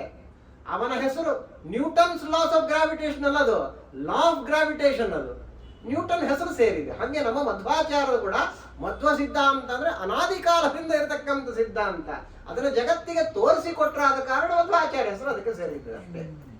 ಕಲ್ಪನೆಗೆ ಬಂತ ಬಹಳ ದೊಡ್ಡದ. ಎಷ್ಟೋ ಜನ ಹಂಗೆ ಹೊರಟಿಕೊಂಡಿದ್ದಾರೆ. 21 ಭಾಷೆಗಳಿತ್ತು, 22ನೇ ಭಾಷೆ ಮಧ್ವಾಚಾರ್ಯದು. ಅವರವರು ಒಂದೊಂದು ಫಿಲಾಸಫಿ ಇಂಟರ್ಪ್ರಿಟೇಷನ್ ಮಾಡಿದ್ದಾರೆ. ಮಧ್ವಾಚಾರ್ಯ ಒಂಥರ ಇಂಟರ್ಪ್ರಿಟೇಷನ್ ಮಾಡಿದ್ದಾರೆ. ದಯವಿಟ್ಟು ಹಾಗೆ ತಿಳ್ಕೋಬೇಡ. ಹಿಂಗೆ ಅಂದ ಮೇಲೆ ಒಟ್ಟಾರೆ ಬಹಳ ಸುಂದರವಾದ ವಿಚಾರಗಳಿವೆ. ಹಾಗಾದ್ರೆ ಒಂದು ದೇಹವಿಲ್ಲ, ಅನಾದಿ. ಯಾಕಂದ್ರೆ ಹೇಳಿದೆ, ಮಧ್ವ ಮತದ ಅಥವಾ ವೈಷ್ಣವ ಮತದ ವೈಶಿಷ್ಟ್ಯ ಏನು? ಇಡೀ ಜಗತ್ತೆ ಕ್ರಿಶ್ಚಿಯಾನಿಟಿ ತಗೊಳ್ಳಿ, ಮುಸ್ಲಿಮಿಸಂ ತಗೊಳ್ಳಿ, ಏನೋ ತಗೊಂಡ್ರು ಕೂಡ ಎಲ್ಲವನ್ನೂ ದೇವರು ಸೃಷ್ಟಿ ಮಾಡಿದ ಅಂತ ಹೇಳ್ತಾರೆ. ನಾವು ಹೇಳ್ತೇವೆ, ಆದ್ರೆ ನಾವು ಎಲ್ಲವನ್ನು ಸೃಷ್ಟಿ ಮಾಡಿದ ಅಂತ ಹೇಳುವ ರೀತಿ ಬೇರೆ, ಅವರು ಹೇಳುವ ರೀತಿ ಬೇರೆ. ಅಂದ್ರೆ ಜೀವನನ್ನು ದೇವರ ಸೃಷ್ಟಿ ಮಾಡಿದ ಅಂತ ಅವರು ಹೇಳ್ತಾರೆ. ಅಲ್ಲಿ ಪ್ರಶ್ನೆ ಬರ್ತದೆ ನಮಗೆ, ಜೀವನನ್ನು ದೇವರೇ ಸೃಷ್ಟಿ ಮಾಡಿದ ಅಂದ್ರೆ ಒಬ್ಬ ಒಳ್ಳೆ ಜೀವ ಯಾಕೆ ಮಾಡಿದ, ಕೆಟ್ಟ ಜೀವನ ಯಾಕೆ ಮಾಡಿದ? ಈ ಪ್ರಶ್ನೆಗೆ ಉತ್ತರ ಇಲ್ಲ ಅವರ ಹತ್ರ. God has created this beautiful world ಅಂತ ಇಂಗ್ಲಿಷ್ ನಲ್ಲಿ ಹೊಡಿತಾನೆ ಇರ್ತಾರೆ ಚರ್ಚೆ ಒಳಗೆ. ಅಂತ ಬಾಯ್ ತಗೊಂಡು ಕೇಳ್ತಿರ್ತಾವ ಅಲ್ಲಿರ್ತಕ್ಕಂಥ ಜನ ಎಲ್ಲ. ಅವ್ರು ಯೋಚನೆ ಮಾಡೋದಿಲ್ಲ, ಪ್ರಶ್ನೆ ಮಾಡೋದಿಲ್ಲ. ಅವರು ದೇವರೇ ಎಲ್ಲವನ್ನ ಸೃಷ್ಟಿ ಮಾಡಿದ್ದಾನೆ ಅಂದ್ರೆ ಒಬ್ಬರನ್ನ ಒಳ್ಳೆಯವರನ್ನ ಯಾಕೆ ಮಾಡಿದ, ಒಬ್ಬರನ್ನ ಕೆಟ್ಟವರನ್ನ ಯಾಕೆ ಮಾಡಿದ, ಒಬ್ಬರನ್ನ ಕುರೂಪಿಗಳನ್ನ ಯಾಕೆ ಮಾಡಿದ, ಒಬ್ಬರನ್ನ ಸುರೂಪಿಗಳನ್ನ ಯಾಕೆ ಮಾಡಿದ, ಒಬ್ಬರ ಶ್ರೀಮಂತರನ್ನ ಯಾಕೆ ಮಾಡಿದ, ಒಬ್ಬರ ಬಡವರನ್ನ ಯಾಕೆ ಮಾಡಿದ? ಹಾಗಾದ್ರೆ ದೇವರಲ್ಲಿ ದೋಷ ಬರ್ತದೆ ಇಲ್ವೋ? ಅಂದ ಮೇಲೆ ಎಲ್ಲವನ್ನೂ ದೇವರ ಮಾಡಿದ್ದಾನಂದ್ರೆ ಎಲ್ಲರನ್ನೂ ಸುಂದರರನ್ನಾಗಿ, ಎಲ್ಲರನ್ನೂ ಶ್ರೀಮಂತರನ್ನಾಗಿ, ಎಲ್ಲರನ್ನೂ ಬುದ್ಧಿವಂತರನ್ನಾಗಿ ಮಾಡಿದ್ರೆ ಏನ್ ಗಂಟು ಹೋಗ್ತಿತ್ತು ದೇವರಿಗೆ? ಈ ಪ್ರಶ್ನೆ ಬರುತ್ತಲ್ವಾ? ಈ ಪ್ರಶ್ನೆಗೆ ಜಗತ್ತಿನಲ್ಲಿ ಯಾವ ಫಿಲಾಸಫಿಯಲ್ಲಿ ಉತ್ತರ ಇಲ್ಲ. ಏಕೈಕವಾದ ಫಿಲಾಸಫಿ ಶ್ರೀಮದಾಚಾರ್ಯ ಸಿದ್ಧಾಂತದಲ್ಲಿ ಮಾತ್ರ ಇದಕ್ಕೆ ಉತ್ತರ. ನಾನು ಕೆಲವು ಫಾದರ್ಸ್ನ ಕೇಳಿದ್ದೇನೆ ಚರ್ಚ್ಗೆ ಹೋಗಿ, what makes you to believe Christ, what makes you to believe the Bible? ಉತ್ತರ ಇಲ್ಲ ಅವರ. ಎಲ್ಲವೂ ದೇವರೇ ಮಾಡ್ತಾನಂದ್ರೆ ಹಿಂಗ್ಯಾಕೆ ಮಾಡ್ತಾನೆ? We don't want to crack our mind ಅಂತ ಹೇಳ್ಬಿಟ್ಟ ಫಾದರ್. ಏನ್ ಹೇಳ್ದ? We don't want to crack our mind, we just believe. So it's blind. ಹಾಗೆ ಹೇಳಿದ್ರೆ ಆಯ್ತು, ಬ್ಲೈಂಡ್ ಬಿಲೀಫ್ ಆಯ್ತು. ನಮ್ಮ ಮಧ್ವಾಚಾರ್ಯ ಎಂದು ಬ್ಲೈಂಡ್ ಬಿಲೀಫ್ ಅನ್ನತಕ್ಕಂಥದ್ದಕ್ಕೆ ಸ್ಕೋಪೇ ಕೊಟ್ಟಿಲ್ಲ ಅವರು. ಎಷ್ಟು ಹೇಳಿದ್ದಾರೆ ಶ್ರೀಮದಾಚಾರ್ಯ? ಗುರುಗಳ ಜೊತೆಗೆ ಜಗಳ ಆಡ್ರಿ ಅಂತ ಹೇಳ್ಯಾರ. ತಿಳ್ಕೊಳ್ಳಿ, ಗುರುಗಳು ಹೇಳಿದಕ್ಕೆಲ್ಲ ತಲೆ ಹಾಕ್ಬೇಕಂತ ಮಧ್ವ ಮತದಲ್ಲೇ ಇಲ್ಲ. ಗುರುಗಳ ಜೊತೆಗೆ ಜಗಳ ಆಡಬೇಕು. 2 ಅರಳಿ ಕಟ್ಟಿಗೆಗಳಿದ್ದ ಹಾಗೆ ಗುರು ಶಿಷ್ಯ ಅಂತ. ಅರಳಿ ಕಟ್ಟಿಗೆ 2 ದೂರ ಇದ್ರೆ ಬೆಂಕಿ ಉತ್ಪತ್ತಿ ಆಗಲ್ಲ. 2 ಅರಳಿ ಕಟ್ಟಿಗಳನ್ನ ಬೆಸದರೆ ಬೆಂಕಿ ಉತ್ಪತ್ತಿ ಆಗಲ್ಲ. ಅದೇ ಕಾಡ್ಗಿಚ್ಚು. ಅಂದ ಮೇಲೆ ಹೆಂಗ್ ಹತ್ಕೊಳ್ಳುತ್ತೆ? ಫಾರೆಸ್ಟ್ ಫೈರ್ ಹೆಂಗ್ ಬರುತ್ತೆ ಅಲ್ಲಿ?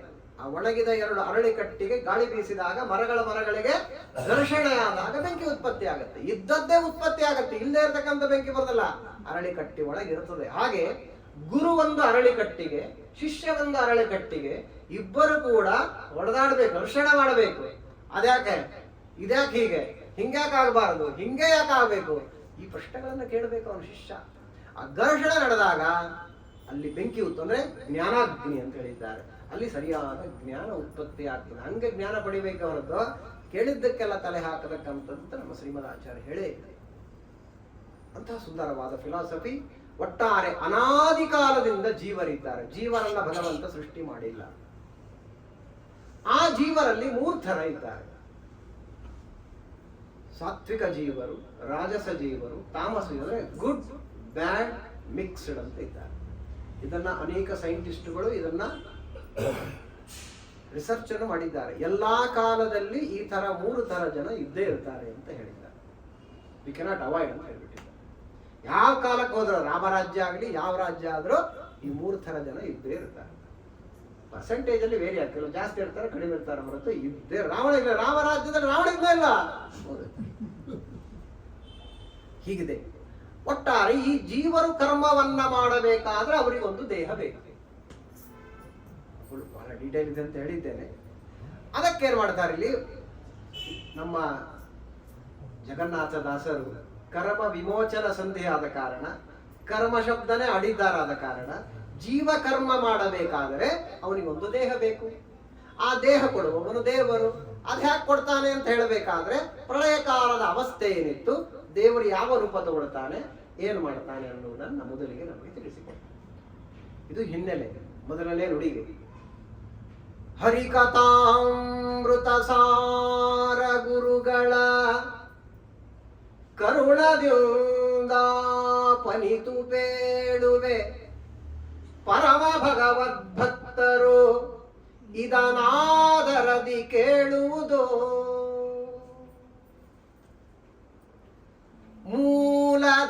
ಮೂಲನಾರಾಯಣನು ಮಾಯಾಲೋಲ ಅನಂತ ಅವತಾರ ನಾಮಕ, ವ್ಯಾಳ ರೂಪನು ಜಯರಮಣನು ಆವೇಶ ನೆನೆಸುವನೋ. ಲೀಲಗೈವ ಅನಂತ ಚೇತನ ಜಾಲದೊಳು ಪ್ರದ್ಯುಮ್ನ ಬ್ರಹ್ಮಾಂಡಾಲಯದ ಒಳ ಹೊರಗೆ ನೆಲಸಿಗ ಶಾಂತಿಯ ಅನಿರುದ್ಧ.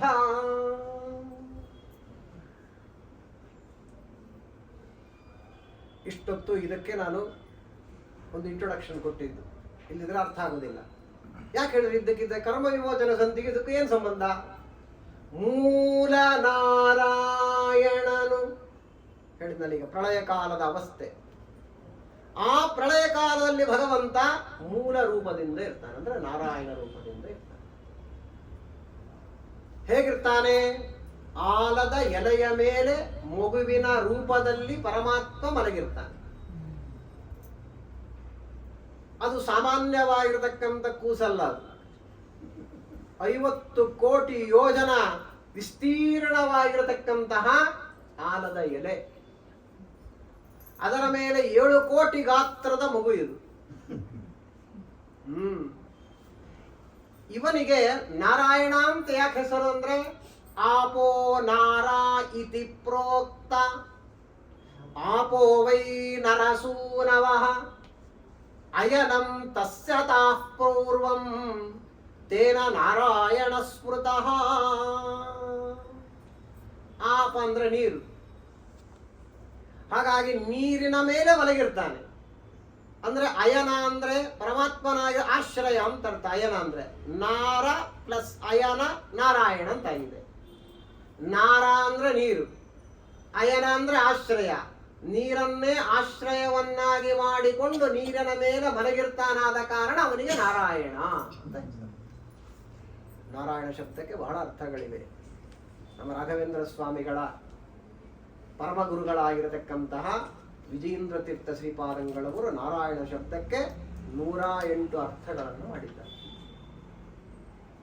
ನಮ್ಮ ಯಾದವಾರ್ಯರ ಶಿಷ್ಯರಾಗಿರತಕ್ಕಂಥ ಶ್ರೀನಿವಾಸ ತೀರ್ಥರು, ಬಿದರಹಳ್ಳಿ ಶ್ರೀನಿವಾಸ ತೀರ್ಥರು ನಾರಾಯಣ ಶಬ್ದಮಾಲಾ ಅಂತ 72 ಅರ್ಥಗಳನ್ನು ಅವರು ಮಾಡಿ ತೋರಿಸಿದ್ದಾರೆ. ಹಾಗಾಗಿ ನಾರಾಯಣ ಶಬ್ದ ಬಹಳ ಅರ್ಥದಿಂದ ಕೂಡಿರತಕ್ಕಂಥದ್ದಾಗಿದೆ. ಅಷ್ಟೇ ಅಲ್ಲ, ಎಲ್ಲಾ ಶಬ್ದಗಳನ್ನ ರುದ್ರದೇವರ ಪರವಾಗಿ ಸಮನ್ವಯ ಮಾಡ್ತೇನೆ ಅಂತ ಕೆಲವು ಹೋದ್ರು. ಸಕಲ ಶಬ್ದ ವಾಚ್ಯನಾದವನು ನಾರಾಯಣ ಅಂತ ಹೇಳಿದಾಗ ಆವಾಗ ಏನ್ ಮಾಡಿದ್ರು, ರುದ್ರನನ್ನು ಹಾಗೆ ನಾವು ಮಾಡ್ತೇವೆ ಅಂತ ಶೈವರು ರುದ್ರ ಸರ್ವೋತ್ತಮತ್ವವನ್ನು ಹೇಳ್ತಕ್ಕಂಥ ಹೊರಟಾಗ ಕೊನೆಗೆ ಅವರ ಕೈಲಿ ಆಗದೆ ಇರತಕ್ಕಂಥದ್ದು ಯಾವುದು? ಈ ಶಬ್ದ.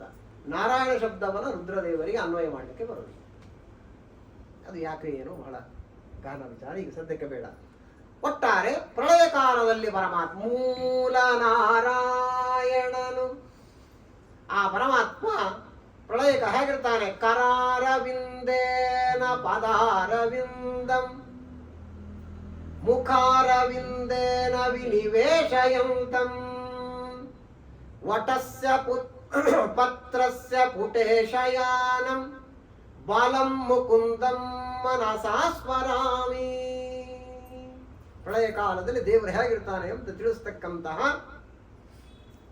ಒಂದು ಶ್ಲೋಕ ಇದು.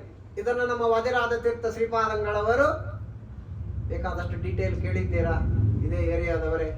ಲಕ್ಷ್ಮೀ ಶೋಭನ ಪದ ಸಾಕಷ್ಟು ತಿಂಗಳುಗಳಲ್ಲಿ ಹೇಳಿರ್ತಕ್ಕಂಥದ್ದು ಇದೆ. ನಾಗರಾಜರಾಯರು ಇಲ್ಲೇ ಇದ್ದಾರೆ, ಎಲ್ಲ ಹೇಳಿದಾರ. ಬೊಮ್ಮನ ಪ್ರಳಯದಲ್ಲಿ ತನ್ನ ರಸಿಯೊಡಗೂಡಿ ಸುಮ್ಮನೆಯಾಗಿ ಮಲಗಿಪ್ಪ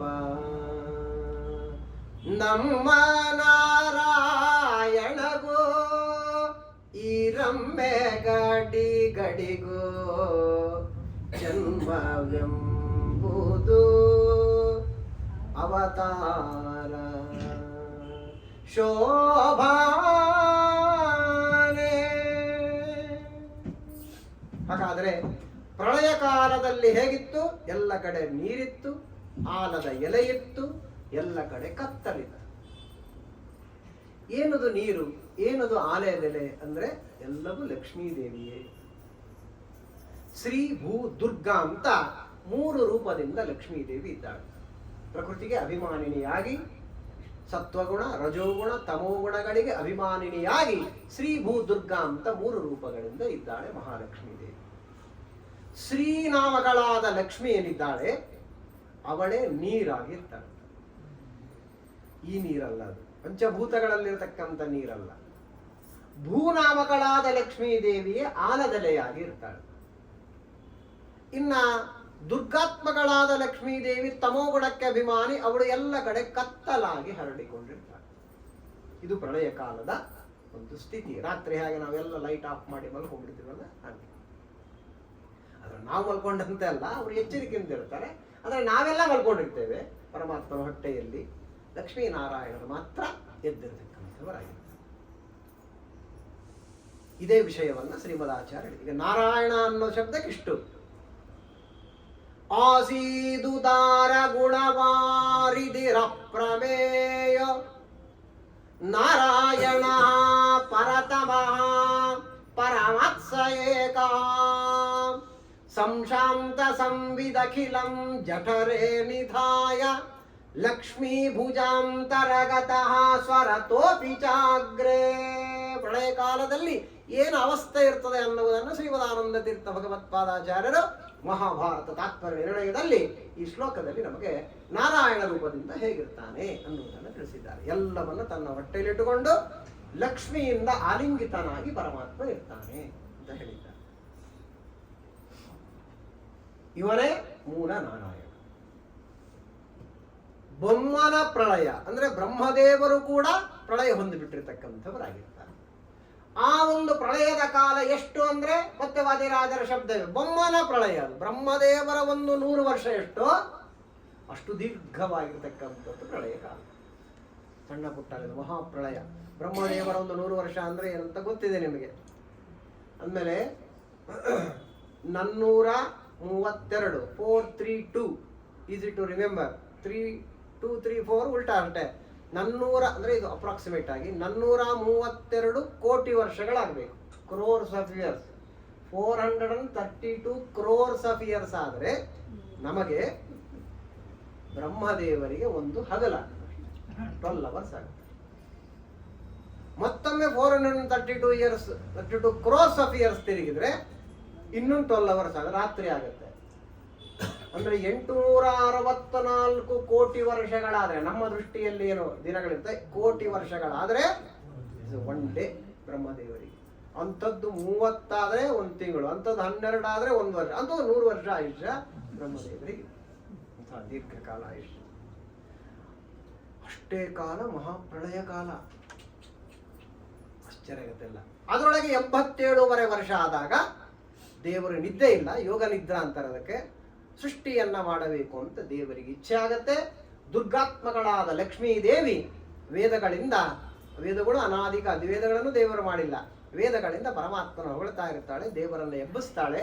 ಸ್ವಾಮಿ ಯೋಗನಿದ್ರೆಯಿಂದ ಎದ್ದು ಸೃಷ್ಟಿಯನ್ನ ಮಾಡು, ಜೀವರಿಗೆ ಅವರವರಿಗೆ ಸಾಧನ ಮಾಡಲಿಕ್ಕೆ ಬೇಕಾದ ಎಲ್ಲ ಸಲಕರಣೆಗಳನ್ನು ಸೃಷ್ಟಿಯನ್ನ ಮಾಡು, ಅವರವರ ಸಾಧನೆಯನ್ನ ಮಾಡಿಕೊಂಡು ಅವರವರ ಸ್ವರೂಪ ಏನಿದೆ ಆ ಸ್ವರೂಪದ ಆವಿರ್ಭಾವ ಆಗುವಂತೆ ಮಾಡು ಎಂಬುದಾಗಿ ಪ್ರಾರ್ಥನೆಯನ್ನು ಮಾಡ್ತಾರೆ.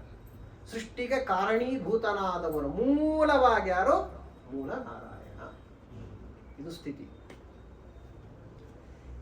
ಅದಾದ್ಮೇಲೆ ಹೇಳಿದ್ರು ಮೂಲ ನಾರಾಯಣನು ಮಾಯಾಲೋಲ ಅನಂತ ಅವತಾರ ನಾಮಕ. ಕನ್ನಡ ಕೃತಿ ಅಂತ ಯಾರಾದ್ರೂ ಕೈ ಹಾಕಿದ್ರೆ ತಲೆ ಉಳಾಡ್ತಾರೆ. ಶಾಸ್ತ್ರದ ಪರಿಚಯ ಇದ್ರೆ ಮಾತ್ರ ಹರಿಕಥಾಮೃತಸಾರ ಅರ್ಥ ಆಗುತ್ತೆ, ಹೊರತು ಶಾಸ್ತ್ರದ ಪರಿಚಯ ಇಲ್ಲ. ಏನ್ ಕನ್ನಡ ಬಿಡ್ರಿ ಅಂದ್ರೆ ಏನೇನು ಅರ್ಥ ಆಗುತ್ತೆ. ನೋಡಿ ಹೆಂಗ್ ಆಡಿದ್ದಾರೆ, ಗುಟ್ಟಾಗಿ ಮಾತಾಡಿದ್ದಾರೆ. ಮಾಯಾಲೋಲ ಗೊತ್ತೇ ಆಗುತ್ತೆ. ಹಾಗಾಗಿ ಶ್ರೀಮದಾಚಾರ್ಯರು ಅದಕ್ಕೆಲ್ಲವನ್ನು ನಿರ್ಣಯವನ್ನು ಕೊಟ್ಟಿದ್ದಾರೆ ಮಹಾನುಭಾವರು. ಇತ್ತಂ ವಿಚಿಂತ್ಯ ಪರಮಃ ಸತು ವಾಸುದೇವ ನಾಮ ಬಭೂವ ನಿಜ ಮುಕ್ತಿ ಪದ ಪ್ರದಾತ ತಸ್ಯಾಜ್ಞಯೈವ ನಿಯತಾತ ರಮಾಪಿ ರೂಪಂ ಭಬ್ರೆ ದ್ವಿತೀಯಮಪಿ ಯತ್ ಪ್ರವದಂತಿ ಮಾಯಾ. ಲಕ್ಷ್ಮೀ ನಾರಾಯಣ ರೂಪದಿಂದ ಮೂಲ ರೂಪ. ಆ ನಾರಾಯಣನನ್ನು ಸೃಷ್ಟಿ ಮಾಡಬೇಕು ಅಂತ ಇಚ್ಛೆ ಪಟ್ಟಾಗ ನಾರಾಯಣ ತನ್ನಿಂದಲೇ ಒಂದು ರೂಪವನ್ನು ಹೊರಗೆ ಹಾಕ್ತಾನೆ. ಅದ್ಯಾವುದು? ಮಾಯಾ. ಅದು ಯಾವುದು? ವಾಸುದೇವ ಅನ್ನುವ ರೂಪ. ಪರಮಾತ್ಮನ ವಾಸುದೇವ ಅನ್ನುವ ರೂಪ ಹೊರಗೆ ಬರುತ್ತೆ. ಅದರ ಜಗನ್ನಾಥದಾಸರು ವಾಸುದೇವ ಅಂತ ಶಬ್ದ ಆಡ್ಲಿಲ್ಲ. ಮಾಯಾ ಲೋಲ ಅಂದ್ರೆ ಸೀಕ್ರೆಟ್, ಅದು ಎಲ್ಲರಿಗೂ ಅರ್ಥ ಆಗಬಾರದು. ಇಂದ ಮೇಲೆ ಶಾಸ್ತ್ರ ಗೊತ್ತಿರೋರಿಗೆ ಮಾತ್ರ ಅರ್ಥ ಆಗ್ಬೇಕು. ಹಂಗೆ ಅಂದ್ರೆ ಮಾಯಾಲೋಲ ಅಂದ್ರೇನು? ಪರಮಾತ್ಮ ಯಾವಾಗ ವಾಸುದೇವ ರೂಪ ತಗೊಂಡ, ಲಕ್ಷ್ಮೀದೇವಿ ಕೂಡ ಭಗವಂತನ ಆಜ್ಞಾ ಪ್ರಕಾರವಾಗಿ ತಾನು ಇನ್ನೊಂದು ರೂಪ ತಗೊಳ್ತಾನೆ. ಅದೇ ಮಾಯಾ ಅನ್ನುವ ರೂಪ. ಹಾಗಾದ್ರೆ ಮಾಯಾಪತಿ ವಾಸುದೇವ, ಲಕ್ಷ್ಮೀಪತಿ ಅವನು ನಾರಾಯಣ. ಆ ರೂಪವನ್ನು ತೆಗೆದುಕೊಂಡ. ಹೌದು, ಈ ಮಾಯಾ ವಾಸುದೇವದಲ್ಲ, ಈ ವಾಸುದೇವ ರೂಪ ಏನ್ ಮಾಡ್ತದೆ? ನಿಜ ಮುಕ್ತಿ ಪ್ರದಾತ, ಮೋಕ್ಷವನ್ನ ಕೊಡುವುದು ಆ ರೂಪದಿಂದ ಕೊಡ್ತಾನೆ. ದೇವರ ರೂಪಗಳಲ್ಲಿ ಭೇದ ಇಲ್ಲ. ದೇವರ ರೂಪಗಳಲ್ಲಿ ಎಂದೂ ಕನಸಿನಲ್ಲಿ ಭೇದದ ಚಿಂತನೆಯನ್ನ ಮಾಡಬೇಡ್ರಿ. ಆದ್ರೆ ಒಂದೊಂದು ರೂಪದಿಂದ ಒಂದೊಂದು ಕೆಲಸ ಮಾಡ್ತಾನೆ. ಅದವನ ವೈಭವ, ದೇವರ ವೈಭವ. ಈಗ ನಿಮಗೆ ಒಂದು 4 ರೂಪ ತಗೊಳ್ಳಕ್ ಬಂದಿದ್ರೆ ಬಿಡ್ತೀರ ನೀವು? ಒಂದು ರೂಪದ ಮನೆಯಾಗಿರ್ತೀರಿ, ಒಂದು ರೂಪದಿಂದ ಪ್ರವಚನಕ್ಕೆ ಹೋಗ್ತೀರಿ, ಇನ್ನೊಂದು ರೂಪದಿಂದ ಇನ್ನೊಂದಿಗೆ ಹೋಗ್ತೀರಾ. ಇದ್ದಾಗ ಸಾಮರ್ಥ್ಯ ಇದ್ದಾಗ ಯಾರು ಬಿಡ್ತಾರೆ? ಸರ್ವಸಮರ್ಥ ದೇವರಾದ ಕಾರಣ ಒಂದೊಂದು ಕಾರ್ಯಕ್ಕೆ ಒಂದೊಂದು ರೂಪ ತಗೊಳ್ತಾನೆ. ಅದು ಅವನ ಐಶ್ವರ್ಯ. ಹಾಗಾಗಿ ಪರಮಾತ್ಮ ವಾಸುದೇವ ಅನ್ನೋ ರೂಪ ಪ್ರಕಟಣೆ ಮಾಡಿದ. ಆ ವಾಸುದೇವ ಏನ್ ಮಾಡ್ತಾರೆ? ಮೊದಲು ಮೋಕ್ಷ ಕೊಡೋ ರೂಪ ಅಷ್ಟೇ ಅಲ್ಲ, ಇನ್ನೊಂದು ಇದೆ, ಅದನ್ನು ಜಗನ್ನಾಥ ತಿಳಿಸ್ತಾರೆ. ಮಾಯಾಲೋಲ ಅನಂತ ಅವತಾರ ನಾಮಕ. ಆ ವಾಸುದೇವ ಅನ್ನುವ ರೂಪದಿಂದಲೇ ಭಗವಂತನ ಅನಂತ ರೂಪಗಳು ಹೊರಗೆ ಬರ್ತವೆ. ಅನಂತ ರೂಪಗಳು, ಒಂದಲ್ಲ ಎರಡಲ್ಲ, ಅನಂತ ರೂಪಗಳು ಹೊರಗೆ ಬರ್ತವೆ. ಮತ್ತೆ ಪ್ರಳಯ ಕಾಲದಲ್ಲಿ ಎಲ್ಲ ರೂಪಗಳು ಹೋಗಿ ವಾಸುದೇವನಲ್ಲಿ ಸೇರ್ತವೆ. ಆ ವಾಸುದೇವ ರೂಪ ನಾರಾಯಣನಲ್ಲಿ ಸೇರ್ತದೆ. ಐಕ್ಯ ಹೊಂದಿಬಿಡ್ತದೆ ಅಂತ ಅನ್ವಾರು. ಮತ್ತೆ ದೇವರ ರೂಪಗಳಿಗೆ ಅದು ಶಬ್ದ ಉಪಯೋಗಿಸ್ತಾರೆ, ಅದರ ಅರ್ಥ ತಿಳ್ಕೋಬೇಕು. ಸಂಶ್ಲೇಷ ವಿಶೇಷ ಅಂತ ಅರ್ಥ. ದೇವರ ಯಾವ ರೂಪಗಳಿಗೂ ನಾಶ ಇಲ್ಲ. ಅನಂತ ರೂಪಗಳು ಹಾಗೆ ಇರ್ತವೆ. ಎಲ್ಲವೂ ನಿತ್ಯ, ಯಾವುದು ಹೊಸದಲ್ಲ. ಎಲ್ಲಾ ರೂಪಗಳು ಅನಾದಿ ಕಾಲಂದಿವೆ. ಯಾವಾಗ ಬೇಕೋ ಆ ರೂಪವನ್ನು ದೇವರು ಪ್ರಕಟಣೆ ಮಾಡ್ತಾರೆ ಅಷ್ಟೇ. ಮತ್ತೋಗಿ ಎಲ್ಲ ಒಂದಾಗ್ಬಿಡ್ತವೆ. ಅಂದ್ರೆ ಐಕ್ಯ ಹೊಂದಲ್ಲ, ಒಂದು ಕಡೆ ಸೇರ್ತವಷ್ಟೆ. ಹೀಗೆ ಆ ಭಗವಂತನ ವಿಚಾರವನ್ನ ಶ್ರೀಮದಾಚಾರ್ಯರು ನಮಗೆ ತಿಳಿಸಿಕೊಟ್ಟಿರತಕ್ಕಂಥವರಾಗಿದ್ದಾರೆ. ಅದನ್ನ ಜಗನ್ನಾಥ ದಾಸರು ಮೂಲ ನಾರಾಯಣನು ಮಾಯಾಲೋಲ ಅನಂತ ಅವತಾರ ನಾಮಕ ಇಷ್ಟು ತಿಳಿಸಿದರು. ಆಮೇಲೆ ಏನ್ ಮಾಡಿದ ಪರಮಾತ್ಮ? ಇನ್ನೊಂದು ರೂಪವನ್ನು ಹೊರಗೆ ಹಾಕಿದ. ಅದು ಸಂಕರ್ಷಣ ಅನ್ನುವ ರೂಪ. ಮತ್ತೆ ಲಕ್ಷ್ಮೀದೇವಿ ಭಗವಂತನ ಆಜ್ಞಾ ಪ್ರಕಾರವಾಗಿ ಜಯ ಅಂತ ಒಂದು ರೂಪ ತಗೊಳ್ತಾರೆ. ಜಯಾಪತಿ ಸಂಕರ್ಷಣ. ಅದನ್ನು ಹೇಳ್ತಾರೆ. ವ್ಯಾಳ ರೂಪನು ಜಯ ರಮಣನು ಜಗನ್ನಾಥ. ವ್ಯಾಳ ರೂಪ ಅಂತ ಅಂದಿದ್ದಾರೆ ಅವರು. ಏನದು ವ್ಯಾಳ ರೂಪ ಅಂತ ನೋಡೋಣ. ವ್ಯಾಳ ರೂಪ ಸಂಕರ್ಷಣ ಅನ್ಲಿಲ್ಲ, ಅಲ್ಲಿ ವಾಸುದೇವ ಅನ್ಲಿಲ್ಲ, ಮಾಯಾಲೋಲ ಅಂದ್ಬಿಟ್ರು. ಇಲ್ಲಿ ವ್ಯಾಳ ರೂಪ ಅಂದ್ರು. ವ್ಯಾಳ ರೂಪನು ಜಯ ರಮಣನು ಆವೇಶ ನೆನೆಸುವನೋ. ಅವನ ಕಾರ್ಯ ಏನು ಅಂತ ಹೇಳ್ತಾರೆ. ವಾಸುದೇವನ ಕಾರ್ಯನು ಮೋಕ್ಷ ಕೊಡತಕ್ಕಂಥ ಒಂದು ಕಾರ್ಯ, ಇನ್ನೊಂದು ಅನಂತ ರೂಪಗಳು ಹೊರಗೆ ಬರ್ತವೆ. ಅಷ್ಟೆರಡು ಪ್ರಧಾನವಾಗಿ ವಾಸುದೇವ ರೂಪ ಹೇಳಿಬಿಟ್ರು. ಈಗ ಸಂಕರ್ಷಣ ಅಂತ ಒಂದು ರೂಪ ತಗೊಂಡ, ಲಕ್ಷ್ಮೀದೇವಿ ಜಯ ಅಂತೊಂದು ರೂಪ ತೆಗೆದುಕೊಂಡಿದ್ದಾಳೆ. ಅದನ್ನು ಶ್ರೀಮದಾಚಾರ್ಯ ಸಂಕರ್ಷಣಶ್ಚ ಸಬಭೂವ ಪುನಸ್ಸು ನಿತ್ಯ ಎಲ್ಲ ಶಾಸ್ತ್ರನೇ. ಅಲ್ಲಿದ್ದದ್ದರ ಸಾರವನ್ನು ಜಗನ್ನಾಥದಾಸರು ನಮಗೆ ಕೊಟ್ಟಿದ್ದಾರೆ. ಶ್ರೀಮದಾಚಾರ್ಯ ಶಾಸ್ತ್ರವನ್ನು ಓದಿದ ಮಹಾಪಂಡಿತರವರು. ಇಂದ ಮೇಲೆ ಜಗನ್ನಾಥದಾಸರೆಂದ್ರೆ ಸಾಮಾನ್ಯ ದಾಸರಲ್ಲ ಅವರು. ಹಾಗಾಗಿ ಶಾಸ್ತ್ರದಲ್ಲಿರುವುದನ್ನೇ ಕನ್ನಡದಲ್ಲಿ ನಮಗೆ ತಿಳಿಯುವ ಹಾಗೆ ತಿಳಿಸ್ತಾ ಇದ್ದಾರೆ. ಹಾಗಾದ್ರೆ ಈ ವ್ಯಾಳ ರೂಪ ಅಂತ ಯಾಕಂದ್ರು ಸಂಕರ್ಷಣೆಗೆ ಅಂತಂದ್ರೆ, ವ್ಯಾಳ ರೂಪ ಅಂತ, ವ್ಯಾಳ ಅನ್ನುವ ಶಬ್ದ ಅದು ಕಾಲ ಅಂತ ಅರ್ಥ.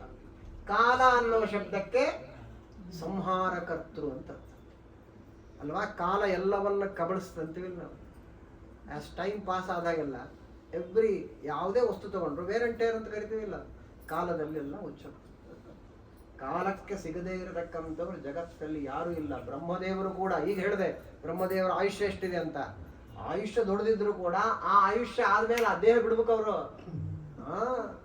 ಬ್ರಹ್ಮದೇವರು ಆ ದೇಹ ಬಿಡ್ಬೇಕು. ನಾವ್ ಹೇಗೆ ದೇಹ ಬಿಡ್ತೀವಿ ಅವರು ಬಿಡ್ಬೇಕು ದೇಹವನ್ನ. ಹಾಗಾದ್ರೆ ಕಾಲಕ್ಕೆ ಎಲ್ಲ ಸಿಕ್ಕಿರತಕ್ಕಂಥವರೇ, ಕಾಲಕ್ಕೆ ಸಿಗದೇ ಇರೋವನು ಒಬ್ಬನೇ. ಅದೊಂದು ದೊಡ್ಡ subject. What is time and what is space? It's a big question. ಇವತ್ತವರೆಗೂ ಡೆಫಿನೇಷನ್ ಇಲ್ಲ. ಕೊನೆಗೆ ಎಲ್ಲಿ ಬಂದ್ಬಿಟ್ರು? There is no time, there is no space ಅಂತ, ಅಟ್ ದ ಫಂಡಮೆಂಟಲ್ ಲೆವೆಲ್ ಅಂತ. ಅದಕ್ಕೆ ಏನ್ ಕೊಟ್ರು? ನೊಬೆಲ್ ಪ್ರೈಸ್ ಕೊಟ್ಬಿಟ್ರು ಅಯೋಗ್ಯರು. ಗೊತ್ತಾಯ್ತಿಲ್ಲ ಎಲ್ಲಿಗೆ ಬಂದಾರೆ ಈಗ ಸೈನ್ಸ್ ಅಂದ್ರೆ? At the fundamental level there is no time and there is no space ಅಂತ ಹೇಳಿದ್ದಾರೆ ಸೈನ್ಸ್. ಅದಕ್ಕೆ ನಾವು ನೊಬೆಲ್ ಪ್ರೈಸ್ ಬಂದಿರೋದು. ಲೇಟೆಸ್ಟ್ ಆಗಿ ನೊಬೆಲ್ ಪ್ರೈಸ್ ಕೊಟ್ಟಿರೋದು ಅದಕ್ಕೋಸ್ಕರವಾಗಿ. ನಮ್ಮ ಶಾಸ್ತ್ರ ಕಾಲದೇಶಗಳು ಅನಾದಿ ಕಾಲದಿಂದ ಇದ್ದೇ ಇವೆ ಅಂತ ಹೇಳಿದವರು ಮತ್ತೆ ನಮ್ಮ ಶ್ರೀಮದಾಚಾರ್ಯರೇ. ಕಾಲಾಂತರ್ಗತ, ಕಾಲ ನಿಯಾಮಕ, ಕಾಲಾತೀತ, ತ್ರಿಕಾಲಜ್ಞ. ಅಂದ ಮೇಲೆ ಕಾಲ ಇದೆ. ಆ ಕಾಲವನ್ನು ಮೀರಿದವ ಅಂದ್ರೆ ಒಬ್ಬನೇ ಲಕ್ಷ್ಮೀನಾರಾಯಣ. ಅಂದ ಮೇಲೆ ಕಾಲವನ್ನು ಮೀರಲಿಕ್ಕೆ ಯಾರಿಂದಲೂ ಸಾಧ್ಯ ಇರತಕ್ಕಂಥದ್ದಿಲ್ಲ. ಹಾಗಾಗಿ ದೀರ್ಘವಾದದ್ದು ಅಂತ ಒಂದರ್ಥ. ಕಾಲ ದೀರ್ಘವಾಗಿರದ ಕಾರಣ ಕಾಲವನ್ನ ಸರ್ಪಕ್ಕೆ, ಸರ್ಪ ಅಂದ್ರೆ ಸ್ನೇಕ್, ಸ್ನೇಕ್ ದೀರ್ಘವಾಗಿರುತ್ತೆ ಆದ ಕಾರಣ ಹೆಚ್ಚಿನದಾಗಿ ಶಾಸ್ತ್ರದಲ್ಲಿ ದಾಸಾಹಿತ್ಯದಲ್ಲಿ ಆ ಕಾಲವನ್ನ ದೀರ್ಘವಾಗಿರತಕ್ಕಂಥ ಸರ್ಪಕ್ಕೆ ಹೋಲಿಸ್ತಾ ಇರ್ತಾರೆ. ಹಾಗಾದ್ರೆ ಸಂಹಾರಕನಾದವನು ಸಂಕರ್ಷಣ, ಭಯಂಕರನಾದವನು, ಇವೆಲ್ಲ ಅರ್ಥ ವ್ಯಾಳ ಅಂತಕ್ಕಂಥ ಶಬ್ದಕ್ಕೆ. ಸರ್ಪದಂತೆ ದೀರ್ಘಾಕಾರವಾಗಿರತಕ್ಕಂಥ ಸಂಹಾರ. ನೋಡ್ರಿ, ಆ ಟೈಮ್ ಬಂತ. ಸಂಹಾರ ಅಂದ್ರೆ ಏನು? ಇವತ್ತು ಹುಟ್ಟಿದಾದ್ರೆ ಇವತ್ತು ಸತ್ತ ಅಂತ ಅರ್ಥ. ಸತ್ತ ಅಂದ್ರೆ ಅದು ಟೈಮ್ ಇರ್ತದೆ ತಾನೆ. ಅವ್ರು ಯಾವ ಪೀರಿಯಡ್ ಅಲ್ಲಿ ಇದ್ರು, ಈ ಪೀರಿಯಡ್ ಈ ಪೀರಿಯಡ್ ವರೆಗೆ ಸತ್ ಮೇಲೆ ಬರ್ಬಿಡ್ತಾನೆ ಕೆಳಗಡೆ, ಇಷ್ಟು ಯುಸಿವಿಂದ ಇಷ್ಟು ಯುಸಿವಿವರೆಗೆ ಅವರ ಕಾಲ. ಅಂದ ಮೇಲೆ ಕಾಲನೇ ಕಬಳಿಸ್ತದೆ, ಅದು ಸಂಹಾರ ಮಾಡತಕ್ಕಂಥದ್ದು ಕಾಲ. ಹಾಗಾದ್ರೆ ಸಂಹಾರಕವಾದ ಮತ್ತು ಭಯಂಕರವಾಗಿರ್ತಕ್ಕಂತಹ ಸರ್ಪದಂತೆ ದೀರ್ಘಾಕಾರವಾಗಿರತಕ್ಕಂಥದ್ದು ಕಾಲವಾದ ಕಾರಣ ಆ ಕಾಲದಲ್ಲಿ ಅಂತರ್ಯಾಮಿಯಾಗಿ ಸಂಕರ್ಷಣ ಅನ್ನುವ ರೂಪದಿಂದ ದೇವರು ಇರ್ತಾರೆ. ನೆನಪದಿಲ್ಲ? ಭಜನೆ ಮಾಡ್ಬೇಕು. ವ್ಯಾಳ ವ್ಯಾಳಕ್ಕೆ ನಿನ್ನ ಆರಾಧಿಪು, ವ್ಯಾಳ ಶಬ್ದ ಬಂತಿಲ್ಲ ಅಲ್ಲಿ. ಅಂದ್ಮೇಲೆ ಅದೇನದು ವ್ಯಾಳ ವ್ಯಾಳಕ್ಕೆ, ಇದೇ ಶಬ್ದ ವ್ಯಾಳ ಶಬ್ದ ಅಂದ್ಮೇಲೆ ಅದು ಕಾಲನೇ. ವ್ಯಾಳ ವ್ಯಾಳಕ್ಕೆ ನಿನ್ನ ಆರಾಧಿಪುದಕ್ಕೆ ಏನಾಗಂದ್ರೆ ಅದೇ ಯಾವಾಗಲಂತ ಕಾಲ ಕಾಲಕ್ಕೆ ನಿನ್ನ ಆರಾಧನೆ, ನಿನ್ನ ಸ್ಮರಣೆ ಕೊಡು ಅಂತ ಹೇಳಿದ್ದಾರೆ. ಹಾಗೆ ಆ ಶಬ್ದ ಅಲ್ಲಿದೆ. ಹಾಗಾಗಿ ವ್ಯಾಳ ರೂಪನು ಅಂದ್ರೆ ಸಂಕರ್ಷಣ ಎಂಬುದಾಗಿ. ತಕ್ಕಂತೆ ಜಯಾರಮಣ ಅವನು. ಜಯ ಅಂತ ಇನ್ನೊಂದು ರೂಪ ಲಕ್ಷ್ಮೀದೇವಿ. ಎಷ್ಟು ರೂಪ ದೇವರು ತಗೊಳ್ತಾನೋ ಅಷ್ಟು ಲಕ್ಷ್ಮೀದೇವಿ ತನ್ನ ರೂಪ ತಗೊಳ್ತಾಳೆ. ಲಕ್ಷ್ಮೀ ನಾರಾಯಣ ಅಂದ್ರೆ ನಮ್ಮ ಹಾಗೆ ಗಂಡ ಹೆಂಡತಿ ಅಂತ ತಿಳ್ಕೊಂಡ್ಬಿಡ್ಬೇಡ್ರಿ. ಬಹಳ ಜನ ಹಂಗೆ ತಿಳ್ಕೊಂಡಿರ್ತಾರೆ. ಇದೊಂದು ತುಂಬಾ ಕಡೆ ಹೇಳ್ತಾ ಇರ್ತೇನೆ ಇದನ್ನ. ದೇವತೆಗಳು ಅಂದ್ರೆ ಪರಮಾತ್ಮ, ಲಕ್ಷ್ಮೀ ದೇವಿ, ದೇವತೆಗಳು. ಈ ಟಿವಿ ನೋಡ್ಬಿಡ್ತಿರಲ್ಲ, ಟಿವಿ ರಾಮಾಯಣ, ಟಿವಿ ಎಲ್ಲ ತೋರಿಸ್ತಾರಲ್ಲ, ಅಲ್ಲಿ ನೋಡ್ತಾ ಟಿವಿ ನೋಡ್ತಾ ಇದ್ರಿ ಏನಪ್ಪ ಈ ದೇವತೆಗಳು ಮಜಾ ಮಾಡ್ತಾರೆ. ರಂಭ, ಊರ್ವಶಿ, 4-20 ಹೆಂಡಂದ್ರಿದ್ದಾರೆ, ಆರಾಮಾಗಿದ್ದಾರೆ ಇವರು ಅಂತ ಹಿಂಗೆಲ್ಲ ತಲೆ ಹುಚ್ಚುಚ್ಚಾಗಿ ಬರ್ತಿರ್ತದೆ ದೇವತೆಗಳ ಬಗ್ಗೆ. ಗೊತ್ತಾಯ್ತಿಲ್ಲ? ಅದಕ್ಕೆ ಅವು ನೋಡಬಾರ್ದು. ಟಿವಿ ಅಂದ್ರೆ ಏನದು? ತತ್ವ ವಿರುದ್ಧ ಅಂತ ಅರ್ಥ. ಸರಿಯಾದ ಜ್ಞಾನ ಬರೋದಿಲ್ಲ. ಅದರಿಂದ ಸರಿಯಾದ ಜ್ಞಾನ ಬರಬೇಕಂದ್ರೆ ನಮ್ಮ ಶ್ರೀಮದಾಚಾರ್ಯ ಶಾಸ್ತ್ರದಿಂದಲೇ ಬರೋದು. ಎಷ್ಟು ಹೇಳೋ ಆಚಾರ್ಯರು ಏನು ದೇವತೆಗಳಂದ್ರೆ ಏನು ಅಂತ ಪರಿಕಲ್ಪನೆ ಇಲ್ಲ ನಮಗೆ. ಸತ್ಯಾತ್ಮರ ಎದುರಿಗೆ ಬಂದ ಅಯ್ಯೋ ಸಾಂಗಳು ಸಾಂಗಳು ಸಾಂಗಳು ಅಂತ ಹೇಳಿ ನಾವು ನಮಸ್ಕಾರ ಮಾಡ್ತೀವಿ. ಆದ್ಮೇಲೆ ದೇವತೆಗಳು ಎಲ್ಲಿ, ಎಂಥ ದೇವತೆಗಳು ಏನು ಅವರು? ಸಾಮಾನ್ಯ ಒಬ್ಬ ಅಪರೋಕ್ಷ ಜ್ಞಾನಿ, ಕನಿಷ್ಠ ಅಪರೋಕ್ಷ ಜ್ಞಾನಿಗಳಲ್ಲೇ ಕೊನೆ ಇರತಕ್ಕಂಥವನು ಸಾಮಾನ್ಯ ಅಪರೋಕ್ಷ ಜ್ಞಾನಿಯು ಕಾಮಕ್ರೋಧಾದಿಗಳನ್ನು ಗೆದ್ದಿರ್ಬೇಕು. ಪುಕ್ಕಟ್ಟಾಗೋದಿಲ್ಲ ಅಪರೋಕ್ಷ ಜ್ಞಾನ. ಅಂತರದಲ್ಲಿ ದೇವತೆಗಳವರು. ನಮ್ಮ ಹಾಗೆ ಅವರಿಗೆ ಕಾಮಕ್ರೋಧಾದಿಗಳಿವೆ ಅಂತ ಕನಸಲ್ಲಿ ತಿಳ್ಕೊಬೇಡ್ರಿ. ಅವ್ರ ಲೆವೆಲೇ ಬೇರೆ, ಅವ್ರ ವಿಚಾರಗಳೇ ಬೇರೆ ದೇವತೆಗಳಾಗಿರ್ತಕ್ಕಂಥವರದು. ಇವ್ರದೇ ಹಿಂಗಿರ್ಬೇಕಂದ್ರೆ ಕಿಮುತ ಸಾಕ್ಷಾತ್ ಭಗವಂತ ಲಕ್ಷ್ಮೀ ದೇವಿ ಆಗಿ. ಅದಕ್ಕೆ ಹೇಳಿದ ಶಾಸ್ತ್ರ ಓದ್ದಾಗೆಲ್ಲ ನಮಗೆ ಅದು ಕಾನ್ಸೆಪ್ಟೇ ಬೇರೆ ಆಗಿಬಿಡ್ತದೆ. ಗಾಡ್ ಅಂದ್ರೆ ಏನಂತ ಗೊತ್ತಿಲ್ಲ ನಮಗೆ, ಏನೇನೋ ಮಾಡ್ಕೊಡ್ತೀವಿ ತಲೆಯಲ್ಲಿ. The very concept of god ಏನಿದೆಯಲ್ಲ, ಶ್ರೀಮದಾಚಾರ್ಯ ತಿಳಿಸಿದಾಗ ಜಗತ್ತಲ್ಲಿ ಯಾರ್ಯಾರು ತಿಳಿಸಿರತಕ್ಕಂಥವರಿಲ್ಲ. ಹಾಗಾದ್ರೆ ಇದು ಸಂಕರ್ಷಣ ಅನ್ನೋ ರೂಪ. ಏನ್ ಮಾಡ್ತಾನಿವ? ವಾಸುದೇವಂದ ಹೇಳಿದ್ರು. ಇವ ಏನು ಮಾಡ್ತಾನಪ್ಪ ಅಂತಂದ್ರೆ ಆವೇಶ ನೆನಿಸುವನೋ. ಏನದು ಆವೇಶ ಅಂದ್ರೆ, ಇಲ್ಲಿಗೆ ಅನಿಕತಾಮೃತರ ವ್ಯಾಖ್ಯಾನಕಾರ ಅಂತಾರೆ, ಎಲ್ಲವೂ ಹೇಳಬೇಕಾದ್ರೆ ಇಲ್ಲಿ ಸ್ವಲ್ಪ ಎಕ್ಸ್ಪ್ಲಿಕೇಶನ್ ಬೇಕು. ಹಾಗಾಗಿ ಜೀವ ಇದ್ದಾನೆ ಅಂತ ಹೇಳಿದೆ. ಈಗ ಜೀವ ಒಳಗಿದ್ದಾನೆ, ಅವನ ಮೇಲೆ ಲಿಂಗದೇಹ ಇದೆ. ಲಿಂಗದೇಹ ಆವರಕವಾಗಿದೆ, ಅದರ ಮೇಲೆ ಈ ದೇಹ ಇದೆ. ಈ ದೇಹದಲ್ಲಿ ಒಂದು ಮನಸ್ಸಿರ್ತದೆ, ಅದು ಜಡವಾದ ಮನಸ್ಸು. ಜೀವ ಅಂತ ಏನಿದ್ದಾನಲ್ಲ, ಜೀವನ ಒಳಗೊಂದು ಮನಸ್ಸಿರ್ತದೆ, ಅದು ಚಿನ್ಮಯವಾದ ಮನಸ್ಸು. ಆಗ್ತಾ ಇದೆಯಾ? ಅದು ಚಿನ್ಮಯವಾದ ಮನಸ್ಸು, ಇದು ಜಡವಾದ ಮನಸ್ಸು. ಚಿನ್ಮಯವಾದ ಮನಸ್ಸೇನಿದೆ ಅದು ಜೀವನ ಒಳಗಿರ್ತದೆ, ಈ ಮನಸ್ಸು ದೇಹದ ಒಳಗಿರ್ತದೆ. ಇದು ಪ್ರಕೃತಿಯಿಂದ ಮಾಡಲ್ಪಟ್ಟಿರತಕ್ಕಂಥ ಮನಸ್ಸಿದು. ಅದು ಅಪ್ರಾಕೃತವಾದ ಮನಸ್ಸು, ಜೀವನ ಒಳಗೆ ಇರತಕ್ಕಂಥದ್ದಾಗಿರ್ತದೆ. ಎರಡು ಮನಸ್ಸಿವೆ. ಹಾಗಾಗಿ ಈ ಜಡವಾದ ಮನಸ್ಸಿನಲ್ಲಿ ಏನೆಲ್ಲ ವಿಕಾರಗಳಾಗತ್ತೋ ಅದೆಲ್ಲ ನನಗೆ ಆಗ್ತಾ ಇದೆ ಅಂತ ಜೀವ ತಿಳ್ಕೊತದೆ.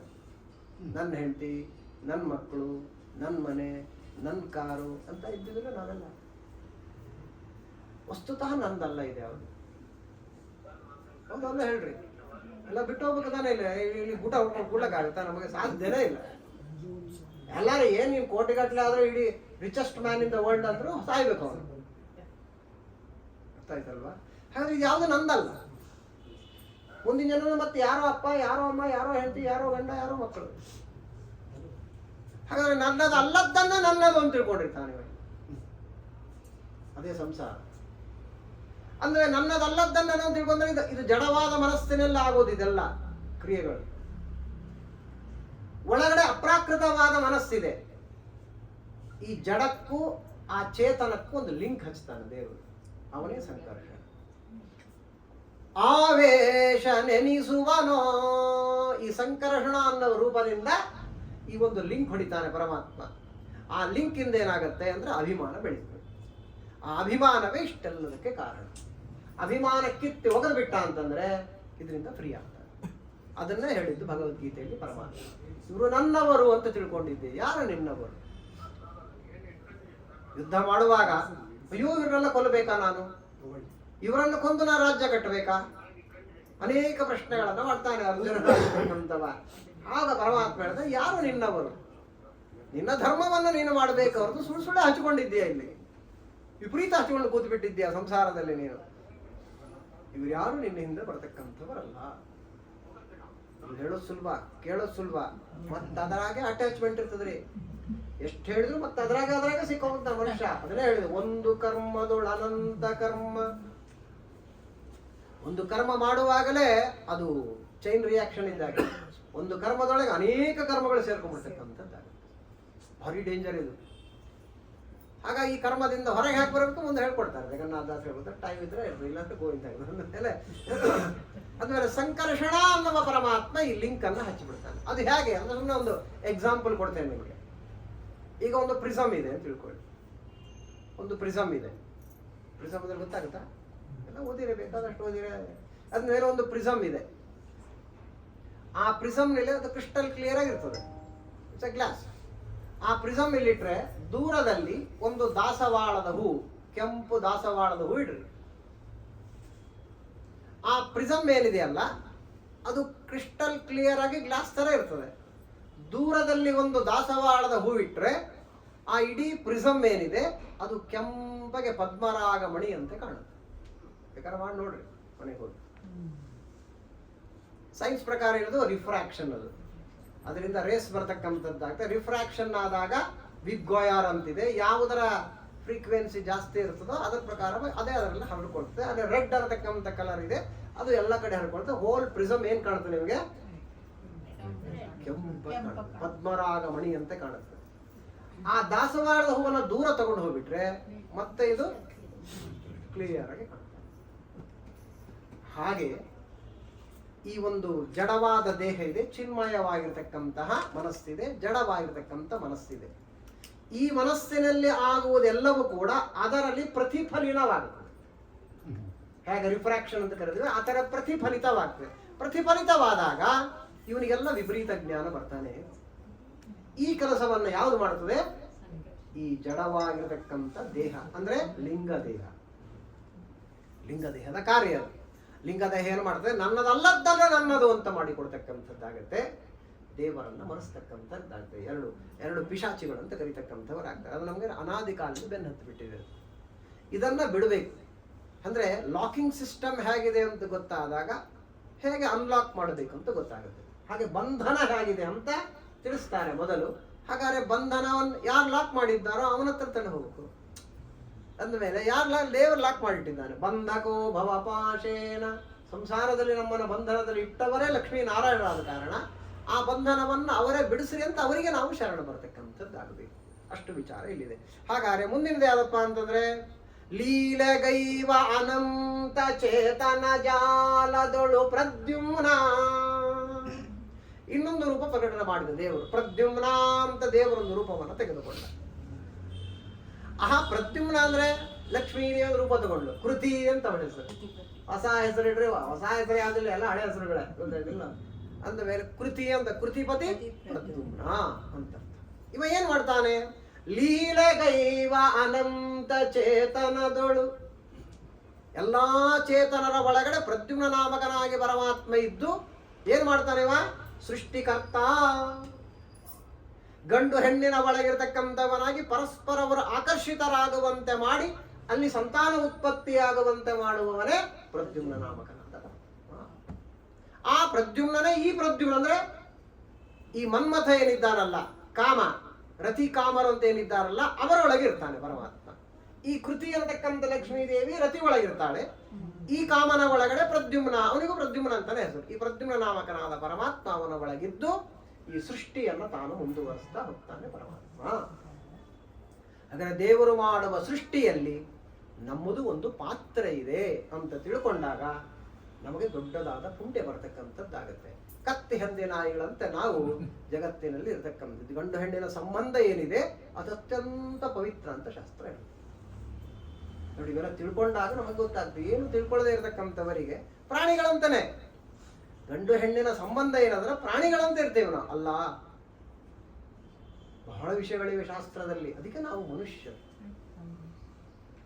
ಎಷ್ಟು ಸಲ ಹೇಳ್ತಾ ಇದ್ದೀನಿ, ಬೇಕಾದಷ್ಟು ಜನ ಗೊತ್ತಿದ್ದಿದೆ. ರಾತ್ರಿ ಮಲಗುವಾಗ ಒಂದು 5 ನಿಮಿಷ ವಿಚಾರ ಮಾಡಿ ಮಲ್ಕೊಳ್ರಿ. ಬೆಳಿಗ್ಗೆ ಎದ್ದಾಗಿಂದ ಮಲಗುವವರೆಗೆ ನಾ ಏನೆಲ್ಲ ಮಾಡಿದೆ, ಹೇಳೋದೇ ಒಂದು ಕರ್ಮ. ಎದ್ದೆ, ಬ್ರಷ್ ಮಾಡಿದೆ, ಟಾಯ್ಲೆಟ್ಗೆ ಹೋದಿ, ಊಟ ಮಾಡಿದೆ, ಇನ್ನೊಂದು ಮಾಡಿ, ಡ್ರೆಸ್ ಹಾಕೊಂಡು ಏನೇನೋ ಮಾಡ್ತೀವಿ. ಏನೆಲ್ಲ ಕರ್ಮ ಮಾಡಿದ್ದೀಯಾ ಅದು ಮನುಷ್ಯನಂತೆ ಮಾಡಿದ್ದೇನೋ ಪ್ರಾಣಿಯಂತೆ ಮಾಡಿದ್ದೇನೋ ವಿಚಾರ ಮಾಡಿ ಮಲ್ಕೊಳ್ರಿ ಸಾಕು. 5 ನಿಮಿಷ. ಏನಾದ್ರೂ ವ್ಯತ್ಯಾಸ ನಿಮಗೆ ಕಂಡಿದೆಯಾ? ಹಾಗಾದ್ರೆ ಯಾಕಂದ್ರೆ ಅದು ಹೇಳುತ್ತೆ, ಪ್ರಾಣಿನೂ ಹೇಳುತ್ತೆ ಅಲ್ವಾ? ಅದು ಬೇಕಾದಷ್ಟು ಆಹಾರ ತಿನ್ನುತ್ತೆ. ಆಹಾರ, ನಿದ್ರಾ, ಮೈಥುನ. ನೋಡಿ, ಯಾವುದೇ ಪ್ರಾಣಿ ನೋಡ್ರಿ ಬ್ಯುಸಿ, ಅದು ಲೇಜಿ ಇರೋದೇ ಇಲ್ಲ. ಅದು ಲೇಜಿ ಅಂದ್ರೆ ಮನುಷ್ಯನೇ. ಒಂದು ಇರುವೆ ತಗೊಳ್ರಿ, ಒಂದು ಸೊಳ್ಳೆ ತಗೊಳ್ರಿ, ಬ್ಯುಸಿ ಇರ್ತದೆ ಅದು. ಅದು ಯಾವಾಗಲೂ ಆಹಾರವನ್ನ ಹುಡುಕುವುದೇ ಅದರ ಸ್ವಭಾವ. ನೋಡಿ, ಬೇಕಾದ್ರೆ ಸ್ಟಾಕ್ ಮಾಡುತ್ತೆ ಅದು. ಇರುವೆಗಳು ಎಲ್ಲ ಸ್ಟಾಕ್ ಮಾಡಿದ್ರೆ ಚಳಿಗಾಲ ಮಳೆಗಾಲ ಬಂದ್ರೆ ಓಡಾಡಕ್ಕಾಗಲ್ಲ ಅದಕ್ಕೆ, ಸಾಯ್ತೀನಿ ಅಂತ ಗೊತ್ತು ಅದಕ್ಕೆ. ಎಲ್ಲ ಸ್ಟಾಕ್ ಮಾಡ್ಕೊಂಡು ಬಿಡ್ತಾವು. ಬೇಸಿಗೆ ಬಂದಾಗಲೇ ಹೊರಗೆ ಇರುವೆಗಳೆಲ್ಲ, ಕೆಂಪಿರುವೆಲ್ಲ ಹೊರಗೆ ಬರೋದು ಅವಾಗ. ಅಂದ ಮೇಲೆ ಯಾವಾಗಲೂ ಆಹಾರ ಹುಡುಕ್ತಾ ಇರ್ತದೆ. ಅದು ಬಿಟ್ರೆ ನಿದ್ದೆ ಮಾಡಿರ್ತದೆ. ಆಹಾರ ನಿದ್ರಾ, ಅದು ಬಿಟ್ರೆ ಹೆಣ್ಣಿನ ಸಂಘ ಮಾಡುತ್ತೆ. ಈ ಮೂರು ಬಿಟ್ರೆ ಇನ್ನೊಂದು ಕೆಲಸವನ್ನ ಪ್ರಾಣಿ ಮಾಡೋದಿಲ್ಲ. ನೋಡ್ಕೊಂಬರ್ರಿ, ಯಾವುದೇ ಪ್ರಾಣಿ ಆಗಲಿ. ಹಾಗಾದ್ರೆ ಮನುಷ್ಯನಾಗಿ ನೀನು ಅದೇ ಮೂರೇ ಕೆಲಸ ಮಾಡಿದ್ರೆ ಇನ್ನು ಮನುಷ್ಯ ಅಂತ ಯಾಕೆ ನೋಡು? ಆರಂಭದಲ್ಲಿ ಅದನ್ನ ಹೇಳಿದ್ ನಾನು. ಏನ್ ಇಂಜಿನಿಯರೋ ಡಾಕ್ಟ್ರೋ ಇನ್ನು ಏನಾರ ಆಗಬಾರಯ್ಯ, ಲಕ್ಷ ಎಲ್ಲ ಕೋಟಿ ರೂಪಾಯಿ ಸಂಪಾದನೆ ಮಾಡಿದ್ದೇನೆ ನೀನು. What is your achievement in the life? ಏನಿಲ್ಲ. ದೊಡ್ಡ ಸೈಂಟಿಸ್ಟ್, ಏನ್ ಸೈಂಟಿಸ್ಟ್ ಆದ್ರು ಏನಾದ್ರು ನೀನು ಟೋಟಲ್ ನೀನು ಮಾಡಿದ್ದೇನು ಜೀವನದಾಗಿದ್ದು ಮೂರೇ ತಾನೇ ಕೆಲಸ. ರುಚಿ ರುಚಿ ರುಚಿ ಮಾಡ್ಕೊಂಡು ತಿನ್ಬೇಕು, ಚಲೋ ನಿದ್ದೆ ಮಾಡ್ಬೇಕು, ಚಲೋ ರೀತಿಯಲ್ಲಿ ಹೆಣ್ಣಿನ ಸಂಘ ಮಾಡ್ಬೇಕು. ಇಷ್ಟ ತಾನೇ ಎಲ್ಲರ ತಲೆಯಲ್ಲಿರೋದು. ಯಾವ ಜಗತ್ತ ನೋಡ್ಕೊಂಬರ್ರಿ ಹೋಗಿದೆ ಇಡೀ ಜಗತ್ತೊಳಗಡೆ. ಎವ್ರಿ ಫುಟ್ಪಾತ್ ಮೇಲೆ ತಿಂತಿರ್ತಾರೆ, ಕಾರ್ನಾಗ ಕೂತ್ ತಿಂತಾರೆ, ಫುಟ್ಪಾತ್ ಮೇಲೆ ತಿಂತಾರೆ, ಹೋಟ್ಲಾಗ ಒಟ್ಟು ತಿನ್ನೋದೇ ಮುಖ್ಯ. ರುಚಿ ಅಲ್ವಾ? ಅಂದಮೇಲೆ ಇಡೀ ಜಗತ್ತು ಈ ಮೂರು ಮೇಲೆ ನಿಂತಿರೋದು. ಎಷ್ಟು ದುಡ್ಡು ಸಂಪಾದನೆ ಮಾಡಿದ್ರು ರುಚಿ ರುಚಿ ಮಾಡ್ಕೊಂಡು ತಿನ್ನಬೇಕು. ಯೂಫಾರ್ಮ್ ಬೆಡ್ ಇರಬೇಕು, AC ಇರಬೇಕು, ಇನ್ನೊಂದು ಇರಬೇಕು, ಮತ್ತೊಂದು ಇರಬೇಕು, ಸುಖವಾಗಿ ನಿದ್ರೆ ಬರ್ಬೇಕು. ನನಗೆ ನಿದ್ರೆಗೆ ಏನೇನು ಬೇಕೋ ಅದನ್ನ ಎಲ್ಲ ರೆಡಿ ಮಾಡ್ಕೊತಾರೆ. ಇಷ್ಟಾದ್ರೂ ನಿದ್ದೆ ಬರಲ್ಲ, ಮತ್ತೆ ಪಿಲ್ಸ್ ಹಾಕೊಂಡು ನಿದ್ದೆ ಮಾಡ್ಬೇಕು. ಕತೆ ನೋಡ್ರಿ ಹೆಂಗಂದ್ರೆ ನಾನಾ ರೀತಿಯಲ್ಲಿ ಹೆಣ್ಣಿನ ಸಂಘ ಮಾಡಬೇಕು. ಇಷ್ಟು ಬಿಟ್ಟರೆ ಇನ್ಯಾವ ತಲೆಯಲ್ಲಿ ಇಲ್ಲೇ ಇಲ್ಲ ಯಾರಿಗೆ. ಅದಕ್ಕಾಗಿ ಹಣ ಬೇಕು, ಅದಕ್ಕಾಗಿ ಡಿಗ್ರಿ ಬೇಕು, ಅದಕ್ಕಾಗಿ ಎಲ್ಲ ಅಷ್ಟೇ ತಾನೇ ಮಾಡಿದ್ ನಾವು. ಅದಕ್ಕಾಗಿ ಓದ್ಬೇಕು. ಅಂದಮೇಲೆ ಈ ಎಂಜಾಯ್ ಮಾಡಲಿಕ್ಕೆ ದುಡ್ಡಿಗಾಗಿ ಓದ್ತಾ ಇದ್ದೇವೆ ನಾವು. ಜ್ಞಾನಕ್ಕಾಗಿ ಓದೋರೇ ಯಾರು ಇಲ್ಲ ಜಗತ್ತೊಳಗಡೆ. ಇಲ್ಲ ಹೆಂಗೆ ಬಿಗ್ ಟ್ರಾಜಿಡಿ ಇದು. ಜ್ಞಾನಕ್ಕಾಗಿ ಓದ್ಬೇಕು, ಸಂಬಳಕ್ಕಾಗಿ ಓದ್ಬೇಕು. ಹೇಳ್ರಿ ಯಾಕ್ರಿ ಆ ಸಬ್ಜೆಕ್ಟ್ ತೊಗೊಂಡ್ರಿ ಅಂತ ಕೇಳಿದ್ರೆ ಯಾರು ಕೇಳ್ರಿ ಇಂಜಿನಿಯರಿಂಗ್ ಮಾಡಿರ್ತಾರೆ. ಬಹಳ ಸ್ಕೋಪ್ ಇದೆ ಆಚಾರ್ಯ ಅಂತಾರೆ. ಸ್ಕೋಪ್ ಇದೆ ಅಂದ್ರೆ ಏನು? ಅದಲ್ಲ, ಸ್ಕೋಪ್ ಇದೆ ಅಂದ್ರೆ ಚಲೋ ಕೆಲಸ ಸಿಗ್ತದೆ, ಕೈ ತುಂಬ ಸಂಬಳ ಸಿಗ್ತದೆ ಅಂತ ಅರ್ಥ. ಅಂದ್ರೆ ಸಂಬಳಕ್ಕಾಗಿ ನಾವು ಓದ್ತಾ ಇದ್ದೇವೆ ಹೊರತು ಜ್ಞಾನಕ್ಕಾಗಿ ನಾವು ಓದ್ತಾನೆ ಇಲ್ಲ ಜಗತ್ತು. ಎಂತ ಆಶ್ಚರ್ಯ ಇವೆಲ್ಲ. ನಮ್ಮ ಕಡೆ ಕೂತ್ರೆ ಇವೆಲ್ಲ ಯೋಚನೆ ಮಾಡಿದ್ರೆ ಅರ್ಥ ಆಗ್ತದೆ. ನಾವು ಯೋಚನೆ ಮಾಡ್ದಲ್ಲ, ತೊಗೊಂಡು ಏನ್ ಮಾಡೋದಿಲ್ಲ ಅಂತಾರೆ. ಏನೋ ಕೋಲಾರ ಅವ್ರು ಹೇಳ್ಯಾರ ಬರ್ರಿ ಅಂತ ಬಂದಿವಿ, 4 ಜನ ಬಂದಿರ್ತಾರೆ ಅಷ್ಟೇ ಹೊರತು ಯಾರಿಗೂ ಸೀರಿಯಸ್ನೆಸ್ ಇರೋದಿಲ್ಲ ಅಲ್ವಾ? ಅಂದ ಮೇಲೆ ಈ ಮೂರೇ ಕೆಲಸ ಮಾಡಬಾರದು ನಾವು. ಮನುಷ್ಯರಾಗಿ ಹುಟ್ಟತಕ್ಕಂಥವರಾದ ಮೇಲೆ ಪ್ರಾಣಿ ಮಾಡ್ತಾವ್ರೆ. ಇನ್ನು ಪ್ರಾಣಿನೇ ಬೆಟರ್. ನಾನು ಕೇಳಿದ್ರೆ ನಾಯಿನೇ ಚಲೋ ಅಲ್ರಿ ಮನುಷ್ಯನಕ್ಕಿಂತ. ಹೌದಲ್ಲ? ಅದು ಶ್ರೀಮಂತರ ಮನೆ ನಾಯಿ ಆಗ್ಬಿಟ್ರೆ ಅದಕ್ಕೊಂದು ಪುಟ್ಟು ಮನೆ, ಅದಕ್ಕೊಂದು ಡ್ರೆಸ್ಸು, ಅದಕ್ಕೊಂದು ಹ್ಯಾಟು, ಅದಕ್ಕೊಂದು ಸಾಕ್ಸು, ಅದಕ್ಕೆ ನಿತ್ಯ ಸ್ನಾನ. ಏನು ಪುಣ್ಯ ಮಾಡೋದು ನೋಡ್ರಿ. ಅದು ದಿನ ಸ್ನಾನ, ಅದಕ್ಕೆ ಒಳ್ಳೆ ಕಾಸ್ಟ್ಲಿ ಆಗಿರ್ತಕ್ಕಂತಹ ಚೈನು, ಅದಕ್ಕೆ ಕಾಸ್ಟ್ಲಿ ಬಿಸ್ಕೆಟ್ಸು, ಬೆಂಚ್ ಕಾರ್ ಒಳಗೆ ಕೂರ್ಸ್ಕೊಂಡು ತಿರುಗ್ತಾರೆ ಮಾರಾಯ. ಯೂಫಾರ್ಮ್ ಬೆಡ್ ಪಕ್ಕಕ್ಕೆ ಮಲ್ಸ್ಕೊಂತಾರೆ ಅದನ್ನ. ಆಹಾ, ಏನ್ ಸುಖ ಅದಕ್ಕೆ. ಈ ಸುಡಾಡಿ ಮನುಷ್ಯನಾಗಿ ಏನೇನು ಒದ್ದಾಡ್ತಾನೆ ಮಾರಾಯ. ಆ ಸ್ಕೂಲಿಗೆ ಹೋಗು, ಈ ಸ್ಕೂಲಿಗೆ ಹೋಗು, ಅಲ್ಲಿ ಇಂಟರ್ವ್ಯೂಗೆ ಹೋಗು, ಇಲ್ಲಿ ಇಂಟರ್ವ್ಯೂಗೆ ಹೋಗು, ಯಾರ್ಯಾರಿಗೂ ಸಲಾ ಮಾಡಿ. ಅವನೇನು ಕರೀಂ ಖಾನ್ ಅಂತ ಇರ್ತಾನೆ ಆಫೀಸ್ನಾಗ. ನಮಸ್ಕಾರ ಸರ್ ಅನ್ಬೇಕು. ಅವನು ಹೋಗಿ ಅವನೇನು ಸಂಬಳ ಕೊಡವ. ಎಷ್ಟು ಕಷ್ಟ ಇವನಿಗೆ. ಇಷ್ಟು ಕಷ್ಟಪಟ್ಟು ದುಡಿದು ಮಾಡಿದ್ದೇನಂದ್ರೆ ಈ ಮೂರೇ ಕೆಲಸ. ಅಸಹ್ಯ ಆಗುತ್ತಲ್ಲ ನಮ್ಮ ಮೇಲೆ ನಮಗೆ. ಹಾಗಾದ್ರೆ ರಾತ್ರಿ ಮಲಗುವ ವಿಚಾರ ಮಾಡ್ರಿ. ವಿ ಮಸ್ಟ್ ಫೀಲ್ ಹ್ಯೂಮನ್ ಅಂತ. ಅದಕ್ಕೆ ನಾನು ಮನುಷ್ಯ ಅಂತ ನನಗನ್ನಿಸ್ಬೇಕು. In every action. ಸ್ನಾನ ಮಾಡಿದೆ, ನಾ ಮನುಷ್ಯ ಅಂತ ಅನ್ಸ್ಬೇಕು. ಒಂದಿಷ್ಟು ನೀರು ಇರ್ತದೆ, ಅದ್ರ ಪಟ ಪಟ ಪಟ ಪಟ ಅಂತ ರೆಕ್ಕೆ ಬಡಿತದೆ, ಕಾಗಿ ಸ್ನಾನ ಮಾಡುತ್ತೆ ಅದು ಕೂಡ. ಹಾಗಾಗಿ ಹುಚ್ಚಾಪಡಿ ಬಚ್ಚಲ ಮನೆಗೆ ಹೋಗಿ ಸಿನಿಮಾ ಹೇಳ್ಕೊಂತ ದಬ ದಬ ನೀರು ಹೊಯ್ಕೊಂಡು ಬಂದ್ರೆ ಸಾಲ ಅಂತಾನೆ ಅದಕ್ಕೆ. ಹಾಗಾದ್ರೆ ಹೇಳೋದು ಅಂದ್ರೆ ಏನು, ಮಲ್ಕೊಳ್ಳೋದು ಅಂದ್ರೆ ಏನು, ಹೆಣ್ಣಿನ ಸಂಘ ಅಂದ್ರೆ ಏನು, ಸ್ನಾನ ಅಂದ್ರೆ ಏನು, ಎಲ್ಲ ಶಾಸ್ತ್ರ ಹೇಳಿಕೊಡ್ತೀವಿ. ಶಾಸ್ತ್ರ ಪ್ರಕಾರವಾಗಿ ಎಲ್ಲ ಮಾಡಿದಾಗಲೇ ಮನುಷ್ಯ.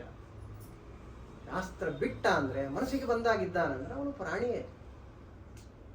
ಇದನ್ನು ನಾವು ತಿಳ್ಕೊಳ್ತಕ್ಕಂಥವರಾಗಬೇಕು. ಹಾಗಾಗಿ ಯಾಕೆ ಇದನ್ನು ಹೇಳಿದೆ? ಆ ಪರಮಾತ್ಮ ಪ್ರದ್ಯುಮ್ನ ನಾಮಕನಾದ ಪರಮಾತ್ಮ ಗಂಡು ಹೆಣ್ಣಿನ ಒಳಗಿದ್ದು ಪರಸ್ಪರ ಆಕರ್ಷಣೆಯಾಗುವಂತೆ ಮಾಡಿ ಆ ಪರಮಾತ್ಮ ಸೃಷ್ಟಿಯನ್ನು ಮಾಡಿಸ್ತಕ್ಕಂಥವರಾಗ್ತಾನೆ ಎನ್ನುವುದನ್ನು ಇಲ್ಲಿ ಹೇಳ್ತಾ ಇದ್ದಾರೆ. ಅದಾದ್ಮೇಲೆ ಬ್ರಹ್ಮಾಂಡಾಲಯದ ಒಳ ಹೊರಗೆ ನೆಲೆಸಿಗ ಶಾಂತಿಯ ಅನಿರುದ್ಧ. ಇಡೀ ಬ್ರಹ್ಮಾಂಡದೊಳಗೆ ಎಲ್ಲ ಕಡೆಯೂ ಕೂಡ ಅಣುರೇಣು ತೃಣಕಷ್ಟಗಳಲ್ಲಿ ವ್ಯಾಪ್ತನ ಎಲ್ಲ ರೂಪಗಳು ಹಾಗೆ ಇದೆ. ಅದರಲ್ಲಿ ವಿಶೇಷವಾಗಿ ಸ್ಥಿತಿಕರ್ತ ಅಂತ ಅರ್ಥ. ಎಲ್ಲ ಕಡೆ ಇದ್ದಾನೆ ಅಂತ ಹೇಳಿದನು. ಎಲ್ಲ ಸ್ಥಿತಿಕರ್ತ, ಪಾಲನೆಯನ್ನ ಮಾಡತಕ್ಕಂಥವನೇ ಯಾರು? ಅನಿರುದ್ಧ ರೂಪಿಯಾದ ಪರಮಾತ್ಮ. ಹೇಳಿದಲ್ಲ, ಒಂದು ರೂಪಕ್ಕೂ ಇನ್ನೊಂದು ರೂಪಕ್ಕೂ ಎಂದೂ ಭೇದದ ಚಿಂತನೆ ಮಾಡಬೇಡ್ರಿ. ಎಲ್ಲ ರೂಪ ಒಂದೇ ಅವು. ಅಂದ್ರೆ ಎಲ್ಲವೂ ಸಮರ್ಥವೇ. ಅದಕ್ಕೇನೆ ಜಾಂಬುವಂತ ಗೊತ್ತಾಗಲಿಲ್ಲ. ಕೃಷ್ಣ ಯಾವುದೋ ಮನುಷ್ಯ ಅಂತ ತಿಳ್ಕೊಂಡ. ಶಮಂತಕಮಣಿ ಉಪಾಖ್ಯಾನ ಕೇಳಿದ್ದೀರಲ್ಲ. ಆವಾಗ ಏನು ಮಾಡ, ಬೇಕಾದಷ್ಟು ಯುದ್ಧ ಮಾಡಿದ. ಯುದ್ಧವನ್ನ ಮಾಡತಕ್ಕಂಥದ್ದಾದಾಗ ಕೊನೆಗೆ ಜರ್ಜರಿತವಾದ ದೇಹ ಆಯಿತು, ಗೆಲ್ಲಕ್ಕಾಗಲಿಲ್ಲ ಕೃಷ್ಣನನ್ನ. ಆವಾಗ ರಾಮನನ್ನ ಧ್ಯಾನ ಮಾಡಿದ. ರಾಮ ಧ್ಯಾನ ಮಾಡಿದಾಗ ಆ ಕೃಷ್ಣನೇ ರಾಮನಾಗಿ ನಿಂತ. ಅಂದ್ರೆ ರಾಮ ಬೇರೆ ಅಲ್ಲ, ಕೃಷ್ಣ ಬೇರೆ ಅಲ್ಲ ತೋರಿಸಿದ್ದಾನೆ ಪರಮಾತ್ಮ. ಹಾಗಾಗಿ ರಕ್ಷಣೆಯನ್ನ ಮಾಡುವವ, ಸ್ಥಿತಿಕರ್ತ, ಪಾಲನೆಯನ್ನ ಮಾಡತಕ್ಕಂತ ಹೇಳಿದ್ದಾನೆ, ಅವನೇ ಅನಿರುದ್ಧ ರೂಪಿಯಾಗಿರತಕ್ಕಂತಹ ಪರಮಾತ್ಮ ಎಂಬುದಾಗಿ ಇಲ್ಲಿ ಹೇಳ್ತಾ ಇದ್ದಾರೆ. ಒಟ್ಟಾರೆ ಏನಾಯ್ತು ಈಗ, ಆ ಅನಿರುದ್ಧ ರೂಪಿಯಾದ ಪರಮಾತ್ಮ ಅನಿರುದ್ಧ ದೇಹವನ್ನ ಈ ದೇವರಿಗೆ ಕೊಡ್ತಾನೆ.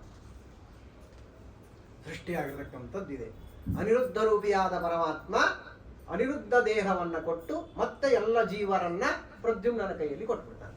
ಇದು ಆಟ, ದೇವರಿಗೆ ಲೀಲೆ. ಅದು ಅಂದಮೇಲೆ ಅನಾಯಾಸವಾಗಿ ದೇವರ ಕಾರ್ಯಗಳನ್ನೆಲ್ಲ ಮಾಡ್ತಾ ಇರ್ತಾನೆ. ಅವನ ಲೀಲಾಜಾಲವಾಗಿ ಮಾಡ್ತಾನೆ, ನಮ್ಮ ಕರ್ಮಾನುಸಾರವಾಗಿ ದೇವರು ಮಾಡಿಸ್ತಾ ಇರ್ತಾನೆ. ಹೀಗಾಗಿ ದೇಹ ಇಲ್ಲದೆ ಕರ್ಮ ಮಾಡ್ಲಿಕ್ಕಾಗೋದಿಲ್ಲ. ಆದ ಕಾರಣ ಆ ಕರ್ಮ ಮಾಡಬೇಕಾದ್ರೆ ದೇಹ ಬೇಕು. ದೇಹ ಕೊಡಬೇಕಾದ್ರೆ ಯಾವ ರೂಪದಿಂದ ದೇಹ ಕೊಡ್ತಾನೆ? ಆ ದೇಹದಲ್ಲಿ ಚಿನ್ಮಯವಾಗಿರ್ತಕ್ಕಂಥ ಮನಸ್ಸು ಯಾವುದು, ಜಡವಾದ ಮನಸ್ಸು ಯಾವುದು, ಒಂದಕ್ಕೊಂದಕ್ಕೆ ಲಿಂಕನ್ನು ಹೇಗೆ ಮಾಡ್ತಾನೆ ಪರಮಾತ್ಮ, ಅದೆಲ್ಲವನ್ನ ಈ ಒಂದು ವಿಧವಾಗಿರತಕ್ಕಂತಹ ನುಡಿಯಲ್ಲಿ ಜಗನ್ನಾಥದಾಸರು ಸಂಗ್ರಹವನ್ನು ಮಾಡಿಕೊಟ್ಟಿದ್ದಾರೆ. ಟೈಮ್ ನೋಡೇ ಇಲ್ಲ, ನಾನು ನೋಡಿಲ್ಲ, ನೀವು ನೋಡಿಲ್ಲ. ಮೇಲೆ ಮುಂದಿನ ನುಡಿಯನ್ನ ನಾಳೆ ದಿವಸ ತಿಳಿಲಿಕ್ಕೆ ಪ್ರಯತ್ನವನ್ನು ಮಾಡೋಣ. ಹರೇ ನಮಃ. ಶ್ರೀಕೃಷ್ಣ.